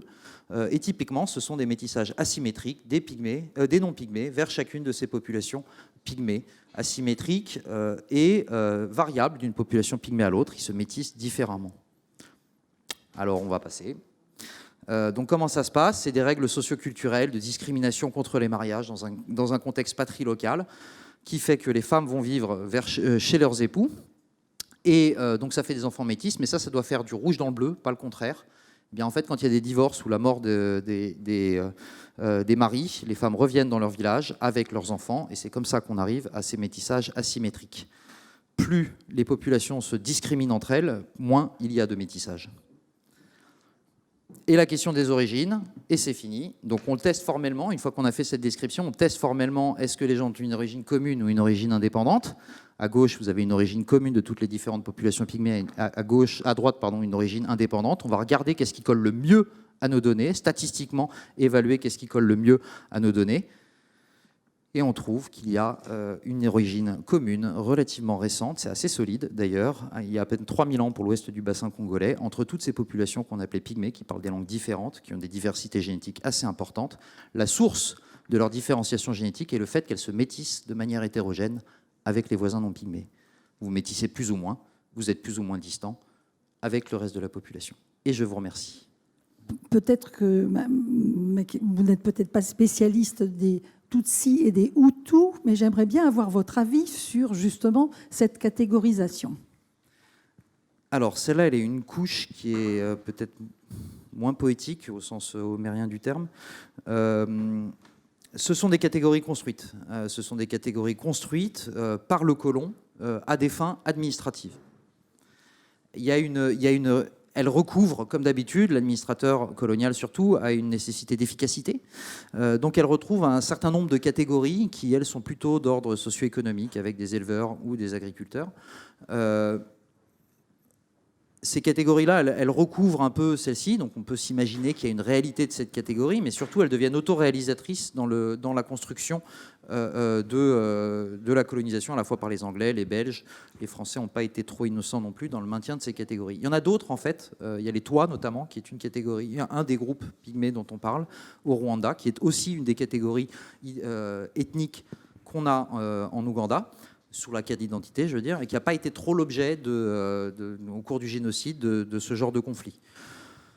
D'un point de vue génétique, je ne crois pas qu'il y ait eu d'études vraiment très poussées, enfin autant que ça en tout cas, sur l'histoire de la construction des Hutus et des Tutsis, parce qu'en fait la question ne se pose pas vraiment, puisqu'on les connaît assez bien, ces catégories, en termes de quand est-ce qu'elles se sont construites, comment, sur quelle base, dans une histoire en fait. À partir de là, que les colons ou les locaux instrumentalisent ces catégories pour discriminer, et dans le cas dramatique du génocide rwandais, en arriver là, des nouveaux génocides, parce que c'est toujours pas très apaisé tout ça. C'est pas la génétique qui va aider à quoi que ce soit de ce point de vue-là. Je suis allée au musée de Chicago où ils défendaient très fort l'idée que la notion de race était à bannir et qu'on ne pouvait pas parler de question de race parce que justement il n'y avait pas de... Enfin, ils considéraient que c'était un élément de catégorisation. Alors quelle est votre position par rapport à ce vaste problème? Je vous remercie Pascal. Elle est sympa celle-là. Alors, je vais pas me... Voilà, on a participé... je ne me cache pas du tout, on a participé à l'exposition au Musée de l'Homme, j'y ai beaucoup participé sur les races et les catégorisations, nous et les autres. C'est un des sujets centraux du Musée de l'Homme.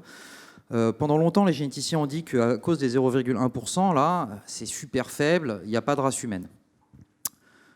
Moi, je suis assez d'accord, sauf que ça n'a pas très bien marché. Dans les 40 dernières années, c'est un argument qui ne pénètre pas. Les racistes, avec une seule différence, ça leur suffit pour ancrer le racisme. Il y a un problème linguistique dans cette histoire. Les Anglais n'utilisent pas du tout le terme race de la même façon que nous. Il y a un problème sémantique fort qui n'est pas du tout chargé de la même façon. Et surtout, ils ont une société racialiste. Je sais pas, on laisse tomber le racisme d'un côté, mais une société en tout cas construite sur des communautés qu'ils ont nommées race. Pour moi, c'est assez simple. En fait, c'est effectivement des catégories, elles sont socio-politiques, comme les Hutus, les Tutsis, comme les Pygmées avec une catégorie historique. Donc ça, j'ai pas de problème sur le fait que ce soit des catégories. En revanche, la seule chose que je peux vous dire, c'est qu'elles sont hyper pas opérantes en génétique. En gros, si vous catégorisez, au lieu de faire en Pygmées, non-Pygmées, mais avec les races qui sont essentiellement placées sur la couleur de peau, vous allez expliquer, alors, 0,0000007% de la diversité génétique entre individus. En gros, vous allez trouver une trentaine de mutations qui expliquent les différentes couleurs de peau entre les individus. Tout le reste, à la trappe. La migration, toutes ces histoires d'origine, pas du tout. Vous allez retracer l'histoire du déterminisme génétique des différentes couleurs de peau. Et même ça, on n'y arrive pas très bien, puisqu'avec ces 30 mutations, on explique à peine 30% des différences de couleurs de peau qu'on a sur Terre. On explique les grandes différences de couleurs de peau, mais pas plein d'autres trucs qu'on n'a pas encore compris. Donc, c'est une tautologie et ça ne me plaît pas beaucoup. Une catégorie, ça se remet en question et on cherche surtout à savoir est-ce qu'elle est efficace ou pas. Elle est peut-être efficace pour faire de la discrimination en temps de ségrégation, ça c'est même à peu près sûr. En revanche, elle n'est pas efficace pour expliquer la diversité génétique humaine telle qu'on la trouve. En revanche, il faut faire attention. La diversité génétique en question, elle se structure en fonction de qui fait des bébés avec qui. Et ça, souvent, c'est des règles sociales d'interdit de mariage, etc. Un code noir, un système de caste en Inde, sont extrêmement efficaces pour interdire les mariages entre des groupes humains. À partir de là, créer de l'isolement génétique. Attendez un peu, et ça devient autoréalisateur. Vous avez créé des populations génétiques différentes, avec un pouillème de différence, mais parce que vous avez interdit aux gens de se reproduire ensemble. Donc c'est là toute la difficulté de cette question sur le racisme, en dehors de la question sémantique avec l'anglais. Pour moi, pour l'immense majorité des généticiens, la très très grande majorité des généticiens, on n'utilise pas ces catégories raciales parce qu'elles ne sont pas efficaces, tout simplement. Si vous voulez travailler sur la couleur de peau, ce n'est pas la peine de faire des catégories raciales.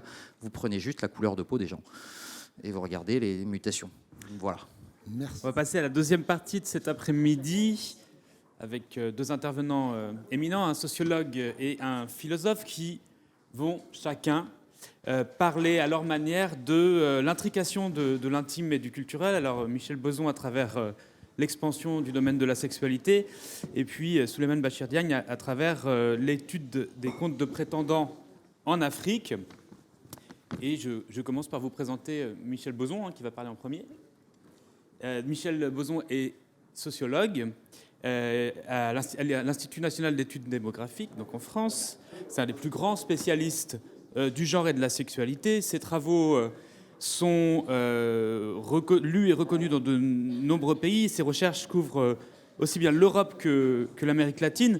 Alors, il est d'abord connu par des générations d'étudiantes et d'étudiants pour ses travaux, pour être l'auteur de travaux classiques sur la formation des couples et autres découvertes du conjoint, comme on disait à l'époque. Ça fait peut-être le lien avec l'intervention suivante aussi. Et puis, avant de se tourner ensuite, il s'est tourné vers la sexualité et à l'INED, il a mené ces grandes enquêtes quantitatives qui ont significativement augmenté la connaissance sur la sexualité en France. Et c'est justement sur de la sexualité qu'il va nous parler aujourd'hui, mais plutôt de son expansion contemporaine comme domaine de l'expérience, dans une perspective où on reconnaîtra à la fois l'inspiration foucaldienne, mais aussi la combinaison avec les dernières données empiriques. Et c'est justement pour cette combinaison qu'on apprécie ces travaux. Bon, merci de cette invitation à participer aux rencontres Recherche et création d'Avignon. Je voudrais tenter aujourd'hui un récit sociologique de l'histoire contemporaine de la sexualité. Pas de préliminaire, mais un petit prologue sur Charles Fourier. Ce penseur socialiste écrivait au début du XIXe siècle, à une époque où le terme de sexualité n'avait pas encore cours. Pour critiquer de manière radicale le vieux monde amoureux, celui de la société où il vivait, il a imaginé un monde qui n'existait pas, une utopie. Il a pu ainsi contraster les mots sociaux et subjectifs du mariage indissoluble et exclusif de son temps, parmi lesquels il inclut l'abaissement moral des femmes, avec les bienfaits attendus d'une société où l'organisation politique et sociale reposerait strictement sur des relations amoureuses choisies et temporaires. L'utopie amoureuse fouriériste a servi à critiquer plutôt qu'à proposer un modèle d'action ou un modèle à réaliser. 2 siècles exactement après l'écriture du Nouveau monde amoureux de Fourier, réfléchir sur la sexualité contemporaine n'est pas se pencher sur un monde figé que l'on cherche à ébranler de manière volontariste, mais s'interroger sur des transformations incessantes dont on a du mal à lire le sens. On peut caractériser ces transformations en disant que la sexualité a débordé des cadres qui la contenaient. La religion, le mariage et la famille, l'hétérosexualité.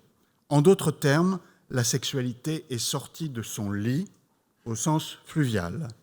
Un facteur de cette transformation est le formidable progrès du principe d'égalité entre les sexes et entre les sexualités au plan des normes sociales et du droit.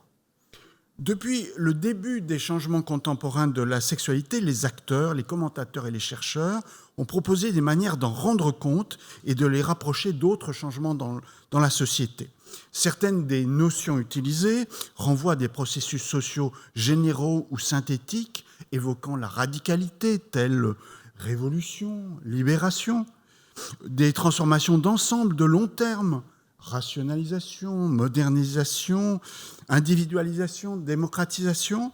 D'autres termes renvoient à des processus locaux, médicalisation, psychologisation, professionnalisation. Il existe bien d'autres termes encore. La liste est infinie des caractérisations, comme ceux qui expriment par exemple une critique morale très répandue, marchandisation, dénaturalisation, démoralisation. Je donnerai mon avis à la fin seulement. Je partirai d'une formulation un peu différente qui élargit ma formule du début. Le domaine de ce que nous vivons et pensons comme de la sexualité a connu et connaît une puissante extension et son empire sur la société et sur nous s'est approfondi. Alors, essayons d'expliquer le sens de la proposition. C'est une proposition qui ne concerne pas seulement la période récente. On est toujours beaucoup trop sur une période récente. Mais toute l'époque contemporaine au sens large des historiens, soit depuis le XIXe siècle. D'ailleurs, c'est vers 1860 qu'apparaît en France le terme de sexualité, qui n'existait pas. Par exemple, à l'époque où Fourier écrivait. Fourier, c'est avant la sexualité. L'apparition du terme va de pair avec celle de savoir de la sexualité, de nouvelles disciplines du corps et de nouvelles sensibilités. C'est une importance qu'un mot soit créé. La proposition s'inspire d'une construction conceptuelle du philosophe Michel Foucault et s'efforce de la développer. Dans Histoire de la sexualité, tome 1, ce dernier décrit une organisation sociale à l'époque moderne où la sexualité est régie par un dispositif d'alliance qui vise strictement la reproduction des relations. À l'époque contemporaine, ce qu'il nomme un dispositif de sexualité se greffe progressivement au précédent, voire se substitue à lui. Il conduit à des formes nouvelles de gouvernement des corps, fondées sur les savoirs, à des préoccupations sur la nature du désir et du plaisir, à une intensification de la vie affective, à ce qu'il appelle une biopolitique. Ajoutons 2 corollaires de l'hypothèse d'extension de l'empire de la sexualité. Tout d'abord, la sexualité ne désigne pas un canton du psychisme ou un secteur de la vie sociale immuable. Les limites de ce que nous percevons comme du sexuel sont en perpétuelle redéfinition et pas seulement depuis l'arrivée d'Internet. Bon, parce que ça, tout le monde va vous le dire dans la rue. En second lieu, l'extension de l'empire de la sexualité ne se réfère pas seulement à des pratiques corporelles et à des relations, mais aussi à une activité mentale et à des subjectivités, à un développement des savoirs et des arts, ainsi qu'à des politiques et à des mobilisations sociales. Le processus s'organise selon 4 dimensions.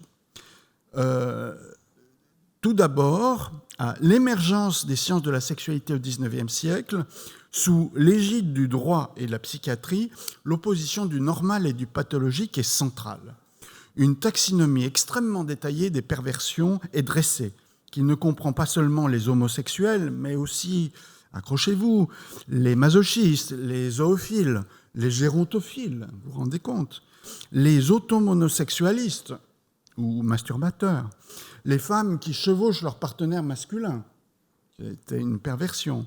Mais cette normalité sexuelle a été rapidement travaillée par un processus d'incorporation des sexualités périphériques et de ce qu'on appelait les perversions.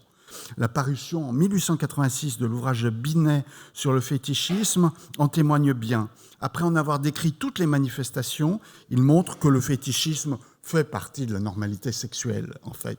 Ce qui va se passer avec à peu près toutes les perversions initialement décrites. Au XXe siècle, l'obsession intellectuelle de séparer ce qui n'est pas normal est devenue moins centrale. Et les savoirs sur la sexualité se sont multipliés, dans lesquels les sciences sociales et les mouvements sociaux ont occupé une place grandissante aux côtés de la psychanalyse et de la sexologie. Dans une période plus récente, les échanges entre minorités sexuelles et majorités hétérosexuelles ont augmenté. Par exemple, les styles de vie gays dans les années 70 et 80 ont eu une véritable influence culturelle sur la société tout entière. Et l'instauration du PAX en France en 1999, partenariat enregistré sans mariage, est initialement une initiative homosexuelle qui a en fait essentiellement bénéficié aux couples de sexes différents, pour voir un exemple d'échange. En définitive, une démarche antidiscriminatoire récente a pour effet d'étendre le bénéfice du mariage hétéro aux couples de même sexe. Dans un autre ordre d'idées, on a observé que les répertoires sexuels des couples hétéros s'étaient élargis et qu'une part de cet élargissement est liée à des emprunts, horresco referens, à des répertoires externes comme ceux qui proviennent de la prostitution. Sexualité orale, usage du préservatif, utilisation de lingerie érotique, ou bien aux jeux érotiques des cultures BDSM. Un autre exemple de nouveaux termes d'autodésignation qui se sont développés dans les années 2010 parmi les jeunes, comme pansexuel, se caractérise plutôt par une inclusivité générale, une ouverture à tout type de partenaires et de pratiques qui inclut finalement aussi l'hétérosexualité. Bon, il faut être tolérant. Finalement, on peut dire que la sexualité majoritaire est loin d'être une forteresse.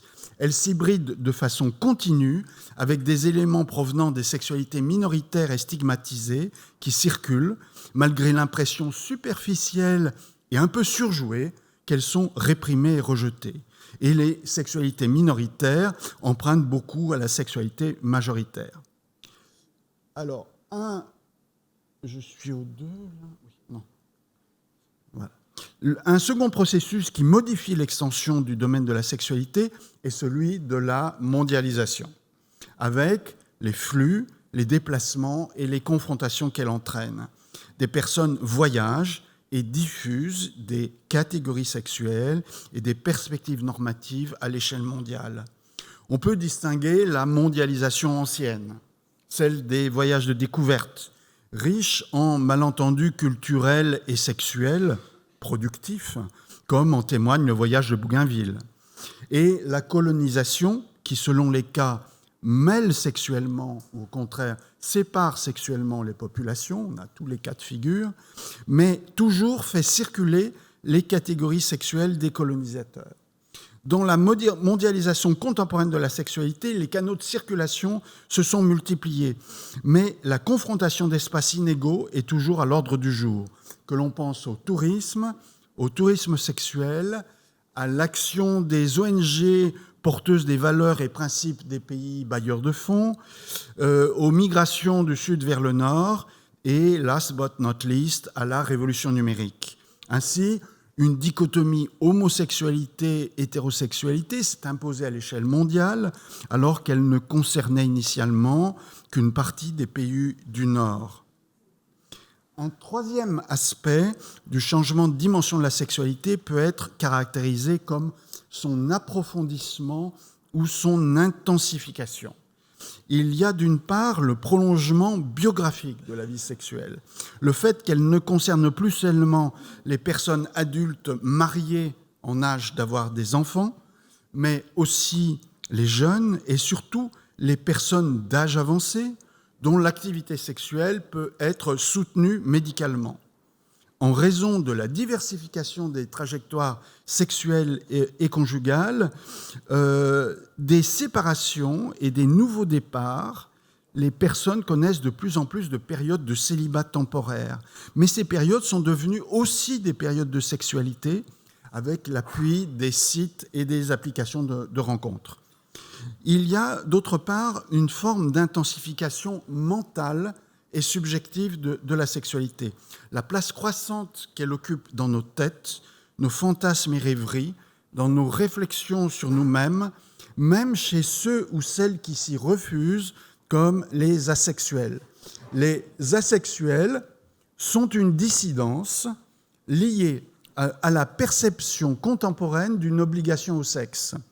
L'obligation au sexe contemporaine est moins, comme le disent certains psychanalystes, une obligation de performance que l'effet du déclin des institutions qui inscrivaient l'individu et sa sexualité dans des cadres sociaux fixes, comme le mariage, et du rôle qu'a acquis désormais la dimension sexuelle d'incarner l'engagement personnel et social des individus et leur appartenance de sexe-genre. Dans l'idée d'une présence accrue de la sexualité, il y a aussi le fait que la sexualité et ses manifestations seraient devenues plus visibles dans les œuvres culturelles, dans l'espace public et aujourd'hui dans Internet. Il est à noter que cette perception a peu ou prou concerné toutes les époques, avant même qu'on parle de sexualité. L'Empire romain, la Renaissance, le libertinage, mais aussi la Belle Époque, les années 70 ou notre époque. Cela signifie qu'à toutes les époques, les représentations de la sexualité se sont modifiées, élargies, et qu'une partie de la population a été heurtée et a résisté à ces changements. Dans les dernières décennies, c'est l'opposition établie entre une représentation sage et une représentation crue de la sexualité qui a cédé peu à peu.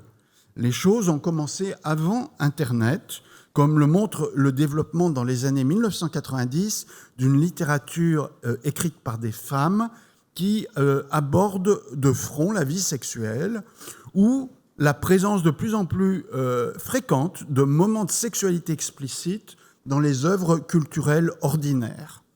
Internet a assurément aussi agrégé de très nombreux contenus sexuels et bien au-delà de l'obsédant porno. Enfin, la présence politique de la sexualité se marque au fait qu'elle est devenue un objet de débat public récurrent, que l'on pense actuellement aux questions de harcèlement ou de PMA non hétérosexuel. Alors, dernière diapo. Pour revenir au terme souvent employé de libération ou de révolution sexuelle, ou ceux d'individualisation ou de démocratisation. Mon impression, depuis longtemps déjà, pour ceux qui me connaissent, est qu'ils sont peu adaptés. Ils désignent des aspects très partiels et sont donc globalement trompeurs. Tout d'abord, les enjeux en matière de sexualité sont en déplacement permanent et donc en recomposition permanente, ce qui a pour effet qu'aucune avancée n'est définitive. Prenons un exemple. Les évolutions des rapports de genre ont par exemple incontestablement rendu l'exercice de la sexualité plus égalitaire, je pourrais en donner des exemples, et ont en même temps permis aux femmes d'accéder à des espaces nouveaux, au travail, en politique, dans l'espace public, dans les nouvelles formes de communication et même dans la famille.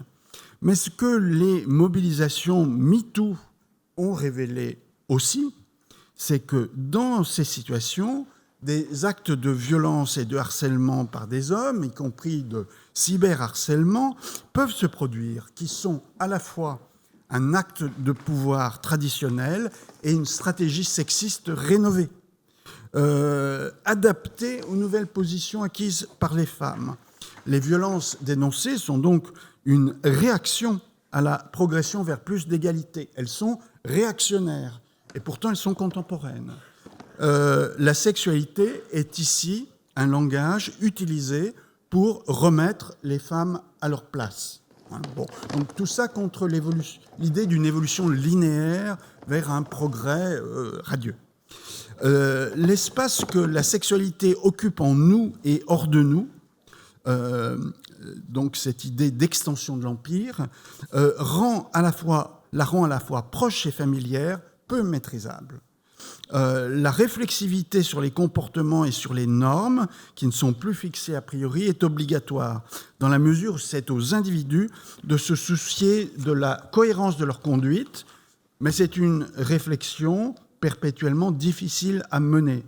C'est aussi un résultat, cette réflexivité, de ce que j'ai appelé l'intensification subjective de la sexualité.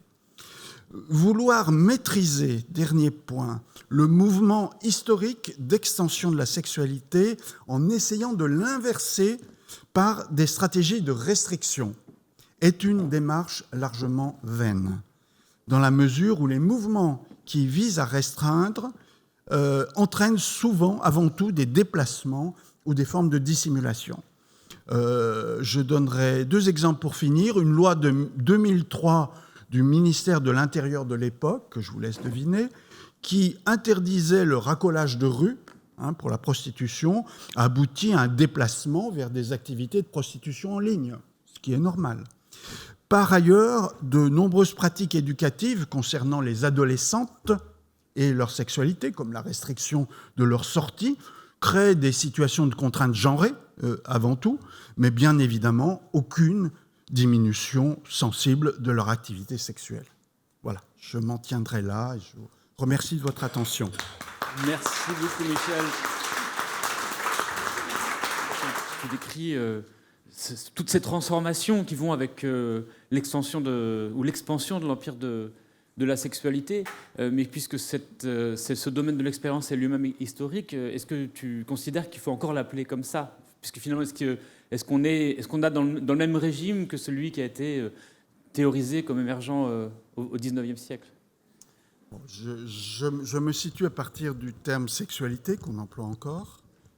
C'est pas, on pourrait s'en séparer, mais ça n'est pas le cas.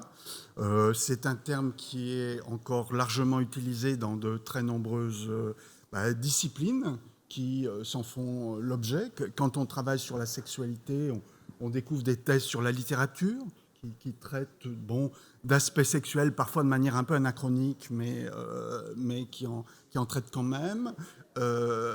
En fait, il y a ce que Foucault appelait déjà une forme d'intensification, au sens où les esprits sont de plus en plus occupés et mobilisés par ces aspects-là, par la réflexion sur ces aspects-là. Donc, comme d'autres, par ailleurs, il y a des mobilisations sociales qui portent autour de ça, ça relégitime encore cette appellation.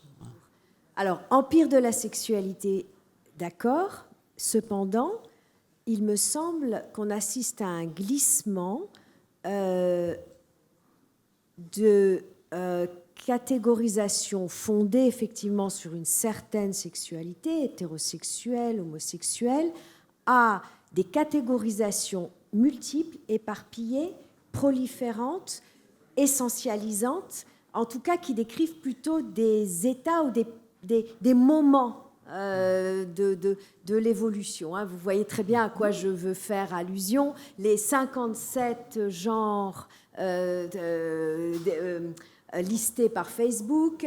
Voilà. Alors, comment vous pourriez... Et il me semble avoir parlé avec de jeunes adolescentes qui se reconnaissaient bien mieux dans effectivement ce genre de micro-catégories, pour moi très obscures, qui semblent décrire d'infinies facettes des manières d'être, plutôt que des catégories plus traditionnelles axées sur la sexualité. Qu'en pensez-vous ?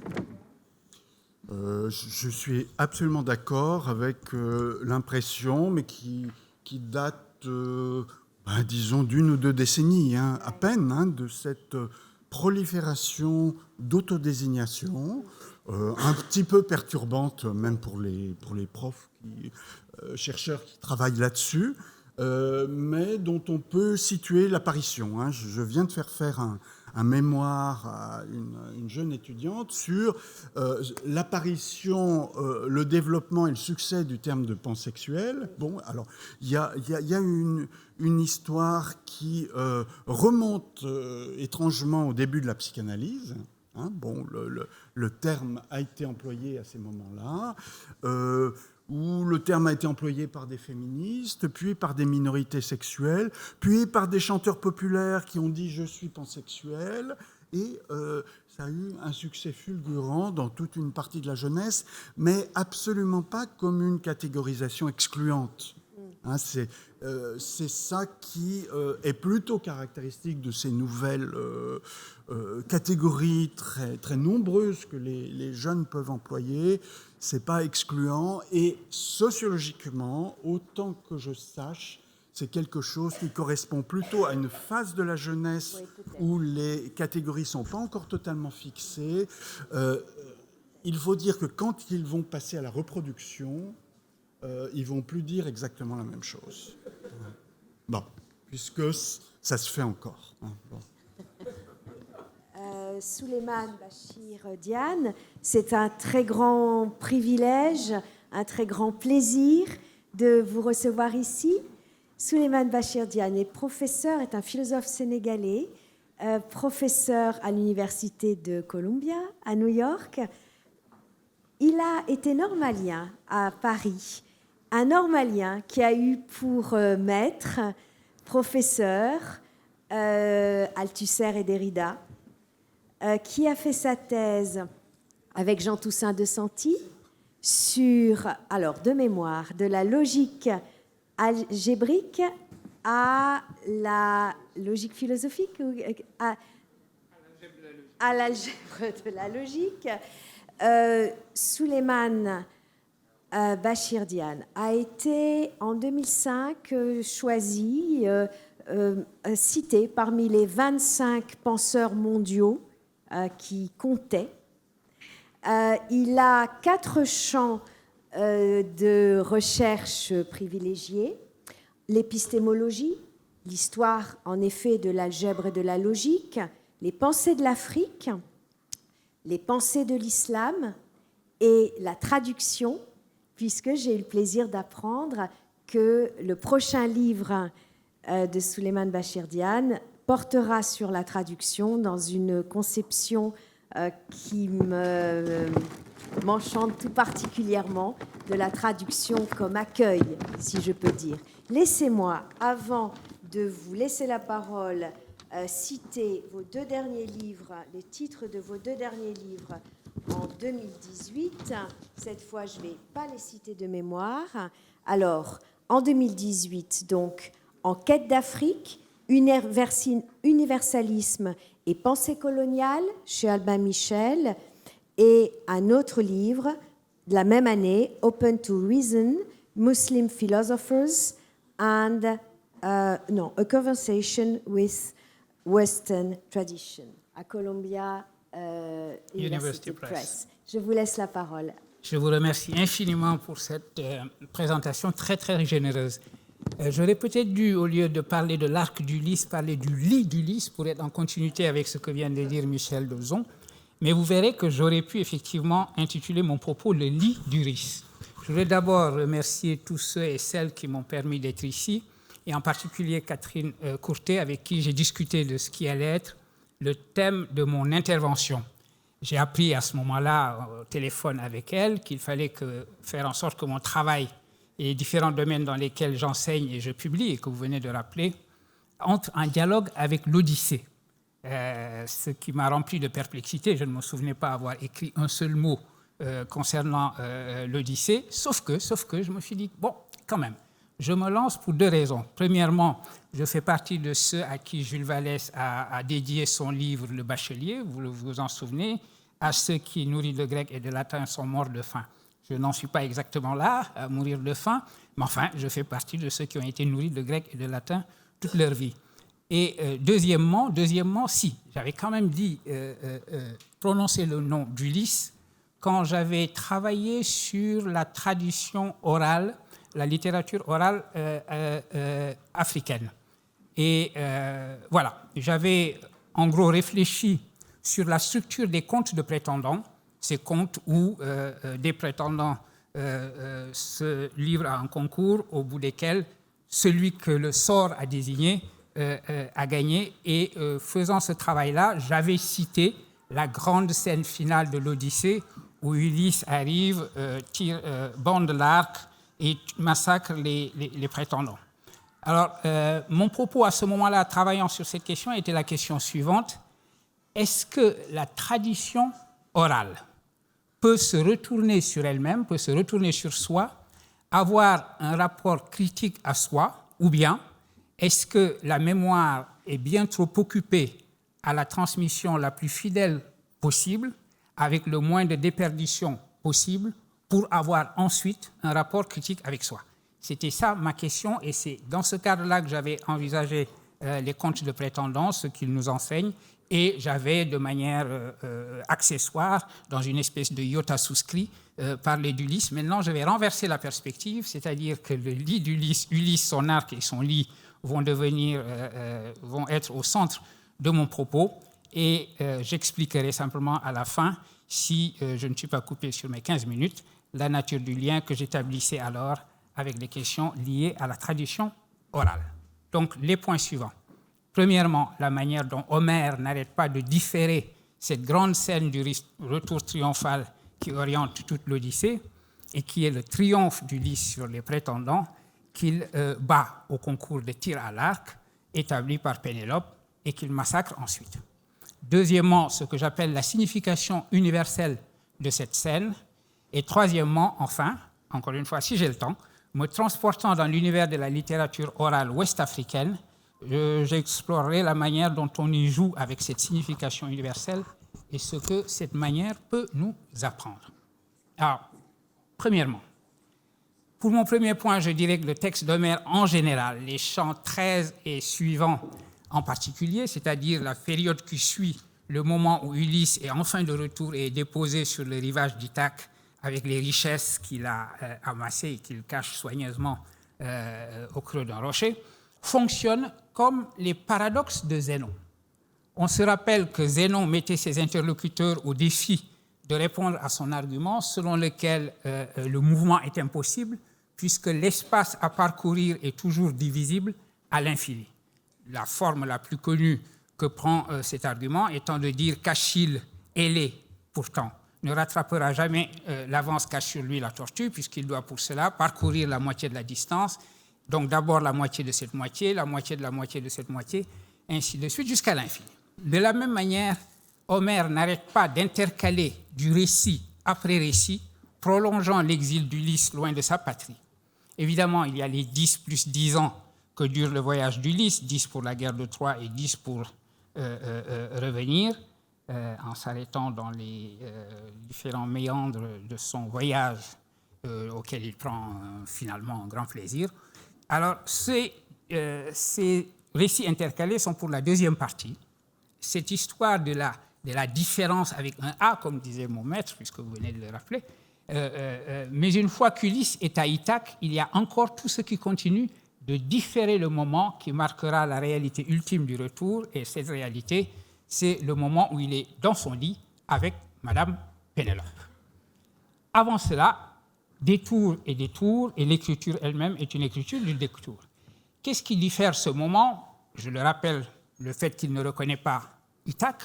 Athéna, sa protectrice, l'a voulu ainsi pour remplir une promesse à Poséidon qu'il a toujours poursuivi de son inimitié, on le sait. Il a de longs moments avec le porcher Eumaïos, puis il a également cette rencontre avec son fils Télémaque, avec qui il joue « c'est moi ton père, c'est pas moi ton père ». Il y a la scène du chien Argos qui le reconnaît et puis qui meurt, son déguisement par Athéna comme un vieux mendiant couvert de guenilles, l'accueil qui lui est fait pourtant par sa nourrice qui le reconnaît, on l'apprend, et on fait encore un autre flashback à la cicatrice qui lui a été laissée par le sanglier, parce qu'il faut rappeler que Ulysse est d'abord un chasseur, et je crois que Frédéric Keck, je n'ai pas eu le plaisir de l'écouter hier, malheureusement. Non, c'était mon ami Vincent Debanne qui a dû rappeler que Ulysse était d'abord, avant tout, un chasseur. Il y a le rêve prémonitoire de Pénélope qui voit des oies et l'aigle. Et d'ailleurs, alors il y a un passage quand j'ai relu l'Ulysse pour les besoins de ce travail, où Pénélope, Ulysse dit, quelqu'un dit à un moment donné, mon père va revenir, ou le père va revenir, Ulysse va revenir, et les prétendants vont mourir, et Télémaque éternue. Et Pénélope dit, ah, il a éternué. Je voudrais demander aux hellénistes éminents qui sont ici, à Nicolas en particulier, est-ce que cet éternuement est connu pour être un signe des dieux rendant vrai quelque chose que l'on dit? Parce que comme c'est le cas dans ma culture, on dit toujours quand quelqu'un éternue alors que je viens de prononcer une phrase, que c'est le témoignage de Dieu pour la vérité de cette phrase-là. Je n'avais jamais fait attention à cela quand je lisais l'Homère, mais à ce moment-là, c'était vraiment pour les besoins scolaires, et on ne fait pas attention. Et quand je lis les choses de manière plus décontractée, je peux faire attention à ce genre de détails. Voilà, ça c'est ma question à vous. Il y a, pour tout ce qui diffère le retour d'Ulysse, donc le rappel qu'il fait de l'origine de son arc, du carquois et des flèches, l'histoire donc de Iphitos Euryclide qu'il lui avait donné et qui avait été tué par Héraclès. Bref, on n'arrête pas de raconter des histoires qui vont différer le moment que l'on attend, puisque, comme disait Molière, le désir s'en accroît quand les faits se reculent. Bref, le récit prend son temps avant ce moment qui sera d'autant plus théâtral qu'il aura été si attendu et que Pénélope en a fait une épreuve spectaculaire pour décider qui sera son époux. Bander l'arc d'Ulysse et faire traverser à la flèche, on le sait, les 12 trous de 12 haches alignés. Je remarque ici d'ailleurs aussi avec vous qu'il y a une certaine redondance dans l'épreuve des prétendants ici, parce que personne n'arrive à bander l'arc de toute façon. Donc on a l'impression que les 12 trous des 12 haches alignées, on aurait pu parfaitement s'en passer. Le spectaculaire est au rendez-vous. Voici comment, après l'échec de tous les prétendants, la scène où Ulysse remporte le concours est décrite par Homère. Je cite. Ulysse, tenant le grand arc, tendit aisément de la main droite le nerf qui résonna comme un cri d'hirondelle. Et une amère douleur saisit les prétendants. Ils changèrent de couleur et Zeus, manifestant un signe, tonna fortement. Et le patient et divin Ulysse se réjouit de ce que le fils du subtil Cronos lui eut envoyé ce signe. Totalement spectaculaire, rien n'y manque, et donc Zeus ajoute son propre roulement de tambour à cette scène pour qu'elle soit effectivement une scène digne d'Avignon et du Festival d'Avignon. Alors, nous dit le texte, il lança la flèche lourde d'airain qui ne dévia point et traversa tous les anneaux des haches. La mort des prétendants aussi et du grand spectacle, c'est quasiment du grand guignol, la manière dont il les massacre et dont Homère s'attache bien à nous décrire la coupe qui tombe au moment où l'un des prétendants était en train de boire, c'est du cinéma magnifique et également du théâtre magnifique. Au bout du compte, il y a Ulysse, encore une fois je cite le texte, au milieu des cadavres, souillés de sang et de poussière, comme le lion sorti la nuit de l'enclos. Et pourtant, malgré tout, avec cette scène finale, on n'a pas encore fini de différer le retour. D'abord, on apprend, avant même qu'il soit allé se coucher dans son lit, qu'il devra repartir pour une nouvelle épreuve. Mais surtout, Pénélope refuse de le reconnaître, différant ainsi le moment du lit. La raison pour laquelle, et j'insiste sur le lit, je n'ai pas arrêté de parler du lit d'Ulysse, comme étant le vrai lieu du retour, et le rôle symbolique que celui-ci joue en effet dans le poème homérique. Voici d'ailleurs un des aspects des prétendants, quand on parle de la laideur de ces prétendants, non seulement ils sont là à dévorer ses biens et à coucher avec la plupart de ses servantes, mais ce sont des lâches qui veulent coucher dans le lit d'un brave. Coucher dans le lit d'un brave semble être l'offense suprême. Et lorsque Pénélope est pressée par la nourrice, par Télémaque et par son mari d'accepter que c'est bien lui qui est revenu, quand elle dit « si c'est bien Ulysse, nous nous reconnaîtrons mieux si nous sommes entre nous, nous avons des signes que nous seuls connaissons », il s'avère qu'en disant cela, c'est du lit qu'elle parle. Car lorsqu'elle dit à Ulysse que le lit sera préparé hors de la chambre nuptiale, celui-ci s'écrie que c'est impossible. Car son lit, dit-il, a été sculpté par lui-même et il est inamovible. Et voici en quels termes Ulysse en parle. Je crois que c'est un aspect central. J'aurais peut-être dû être un peu plus moderne que je ne suis et le projeter, mais je vais le lire lentement. Qui donc a transporté mon lit? Aucun homme vivant, même plein de jeunesse, n'a pu, à moins qu'un Dieu lui soit venu en aide, le transporter et même le mouvoir aisément. C'est la même structure que pour l'arc qu'on ne peut pas bander, que lui seul peut bander. Et le travail de ce lit est un signe certain, car je l'ai fait moi-même, sans aucun autre. Il y avait dans l'enclos de la cour un olivier au large feuillage, verdoyant et plus épais qu'une colonne. Tout autour, je bâtis ma chambre nuptiale avec de lourdes pierres. J'ai mis un toit par-dessus et je la fermai de portes solides et compactes. Et c'est seulement à ce moment-là, quand il a fini de dire cela, que Pénélope enfin se jette dans les bras de son mari. Avec ces mots, tu m'as révélé les signes certains de notre lit qu'aucun homme n'a jamais vu. Pourquoi j'insiste sur le lit et sur cette description qui fait que Ulysse rappelle qu'en réalité, il n'a pas un lit dans sa chambre nuptiale, il a construit la chambre nuptiale autour du lit. Le monde de l'Odyssée est un monde où rien n'est, mais tout devient. Rien n'est stable, rien n'est fixe, rien n'est établi. C'est un monde de la ruse, de la tromperie, du déguisement, où les identités sont fluides et s'échangent. Maëlle Poésie vient de parler de ces identités non linéaires qui s'échangent et qui disparaissent à propos de l'Énéide, mais au fond, Énéide, elle l'a rappelé également, c'est un remake de Homère. C'est un monde où les dieux se font hommes ou femmes et les déesses femmes ou hommes. Ce qui se tisse et se trame le jour, comme la tapisserie de Pénélope, se défait le soir. Ulysse lui-même, il y a une identité de la métamorphose, comme disait Kevin Keiss, c'était une expression qu'il a utilisée. Ulysse est transformé et retransformé, et même quand il redevient lui-même, sa propre femme met en question son identité. Ithaque même est et n'est pas la même île, etc.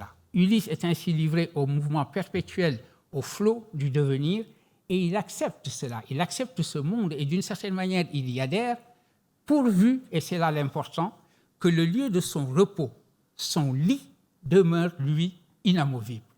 Tout branle, comme dit Pascal, mais il y a pour lui un point fixe. Ce point fixe, justement, dont Pascal disait qu'il fallait le chercher dans un monde qui était devenu maintenant une planète parmi les autres et jeté à travers le silence éternel des espaces infinis. Ce n'est pas Pénélope, son point fixe, c'est le lit. Et c'est Pénélope simplement parce que Pénélope partage son lit et le secret de ce lit.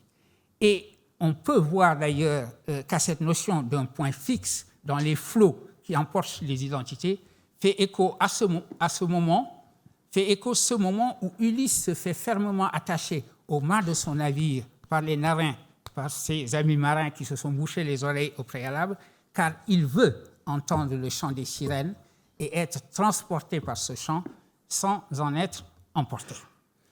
Je reviens pour m'approcher de ma conclusion sur le concours avec les prétendants. Le conte des prétendants est la structure de récit la plus universellement répandue dans toutes les cultures et les langues humaines. Vous trouverez dans toutes les cultures du monde, je ne les connais pas toutes, mais je suis prêt à faire le pari, rationnellement, qu'au fond, toutes les cultures humaines racontent des prétendants qui se battent dans un concours pour la main de la dulcinée. La décision au moyen d'un concours entre plusieurs prétendants pour désigner celui qui est seul digne d'obtenir la main de l'héroïne est un trope commun à des mythes et des contes partout. Et on peut avancer que cette universalité est le signe que les sociétés humaines sont très attentives au bon choix matrimonial dont dépend sa parfaite reproduction et enseignent donc par ce type de récit que ce choix, ultimement, est celui du destin ou de Dieu. C'est ce mythe ou ce trope universel qui fait aussi le caractère dramatique de la grande scène du concours que remporte Ulysse contre les prétendants qui, pendant des années, ont parasité sa demeure, dévoré ses biens et couché, je l'ai rappelé, avec un grand nombre de ses servantes. Alors, ce genre de concours, précisément parce que la société dit quelque chose des stratégies matrimoniales qui doivent régner en son sein, ce genre de concours désigne forcément celui qui devait être choisi. Et on ne peut pas être davantage qu'Ulysse celui qui devait être choisi, puisqu'il est déjà le mari. plus qu'un prétendant qui gagne, c'est impossible. Il n'y a pas d'ex-aequo dans ce genre de concours. Un conte de prétendant est toujours joué d'avance, et dans l'Odyssée, cela est encore plus vrai. Et c'est justement parce que ce conte de prétendant est universel et il est parfaitement reconnaissable par sa structure que l'on peut en jouer sur le mode de la parodie, du détournement en général. On peut jouer la grande scène du choix de l'élu, non plus comme une tragédie, comme dans le cas d'Ulysse, mais comme une farce. Et c'est dans ce cadre-là que je voudrais évoquer des exemples de détournement, justement, de cette structure dans des contes de l'Afrique de l'Ouest et du Sénégal plus précisément. Lorsqu'ils ont recueilli des contes Wolof du Baol, c'est le titre, les anthropologues Philippe Couty et Jean Coppens ont fait du bon travail de terrain, mais en présentant ces contes, il m'apparaît qu'ils ont manqué de voir dans ces contes de prétendants qu'ils ont recueillis. Alors, ce sont des contes très bizarres. Au lieu d'avoir des concours extrêmement héroïques, où il s'agit de bander un arc, etc., ce sont des contes où le concours établi ou par le père ou par la fille consiste à se montrer le plus grand pétomane, ou bien alors celui qui a le plus gros et le plus bel attribut, etc. Bref, c'est du scatologique pur et simple. Alors, Philippe Couty et Jean Coppens, qui recueillent ces contes, les présentent en tombant, malheureusement, me semble-t-il, dans le stéréotype du rire qui serait naturel et bon enfant de population qui se complaisent dans le scatologique. On ne voit pas pourquoi les sociétés Wolof et Mouride se mettraient à rire d'un concours qui exigerait que le plus grand pétomane soit celui qui épouse la fille. Donc ces contes ne font pas rire. Ils ne font pas rire ni au Danemark, ni au Sénégal non plus, et il n'y a aucun rire naturel qui accompagne ce genre de texte. En revanche, et c'est ce qu'ils ont manqué de comprendre, ce qu'ils nous enseignent, c'est la notion d'intertextualité telle qu'elle peut exister dans la tradition orale aussi. C'est-à-dire que des textes oraux peuvent se reprendre, se parodier, et bref, entretenir une relation critique à d'autres textes oraux, et c'est ce que montrent ces textes-là. On ne les comprend que si on les comprend comme parodie de ces textes et ces contes de prétendants, et à ce moment-là, on peut s'interroger maintenant, on peut renvoyer à la société en général en s'interrogeant sur les significations. Se demander ce qui est arrivé à une société pour qu'elle se mette d'une certaine façon à se moquer des stratégies matrimoniales sur lesquelles elle a construit sa propre reproduction. C'est ce point-là auquel je voulais en venir. C'est ce point qui avait occupé ma réflexion sur la tradition orale et sa capacité de se faire critique, parce que le problème, ce qui était en jeu dans la discussion que j'avais avec mes collègues et amis en Afrique et qui a valu que je fasse ce petit travail-là sur la tradition orale, c'était la discussion pour savoir si on pouvait avoir de la philosophie dans le cadre d'une culture orale. Si on considère que la mémoire est tellement occupée à sa fonction de transmission, et ça me raccorde à ce qu'on a dit tout à l'heure de la mémoire, qu'au fond, elle ne peut pas faire retour critique sur soi. En revanche, si on met en place la notion d'intertextualité et si on travaille sur l'idée que des textes oraux peuvent répondre à d'autres textes oraux dans le cadre de la littérature orale, je crois qu'on aura fait un pas pour la question de la philosophie africaine et de la possibilité pour une tradition orale d'être porteuse de philosophie. Merci infiniment.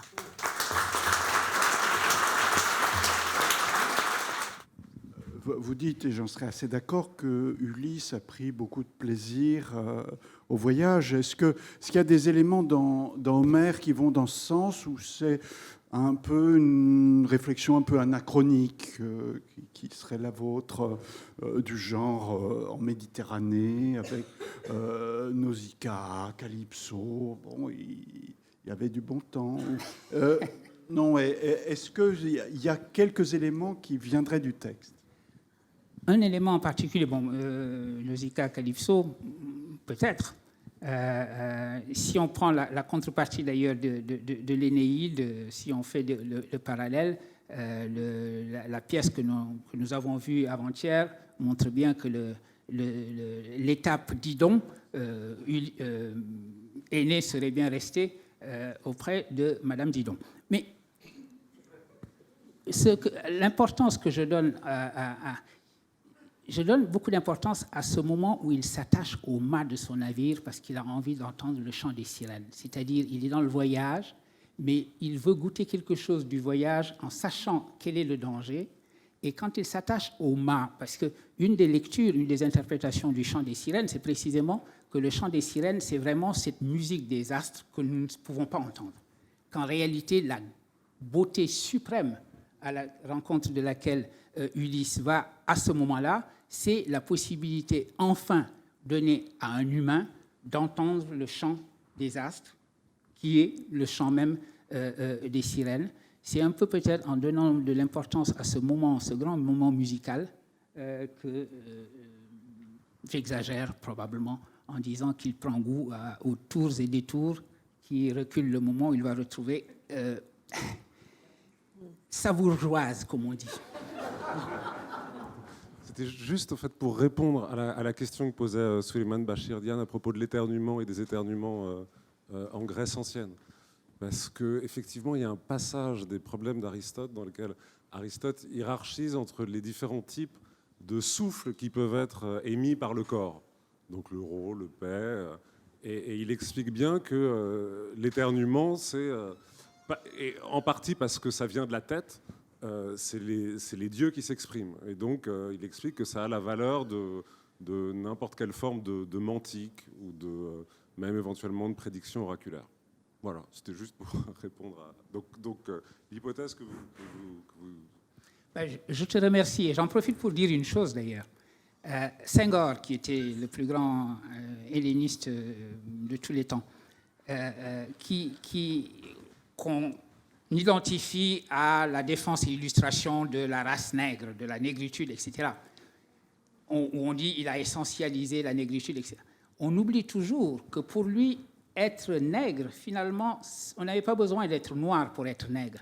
Et de ce point de vue-là, il considérait que Picasso était nègre, que Baudelaire l'était également, Rimbaud aussi. Je crois qu'il aurait pu continuer ce jeu-là très longuement. Mais il estimait que la Grèce ancienne, de ce point de vue-là, était nègre parce que précisément, il avait ce sentiment que les imaginaires de la négritude de l'Afrique et de la Grèce ancienne, la Grèce avant Aristote et le dessèchement que Aristote représentait un petit peu du logos, transformant le logos humide et vibratoire en cette affaire proprement logique.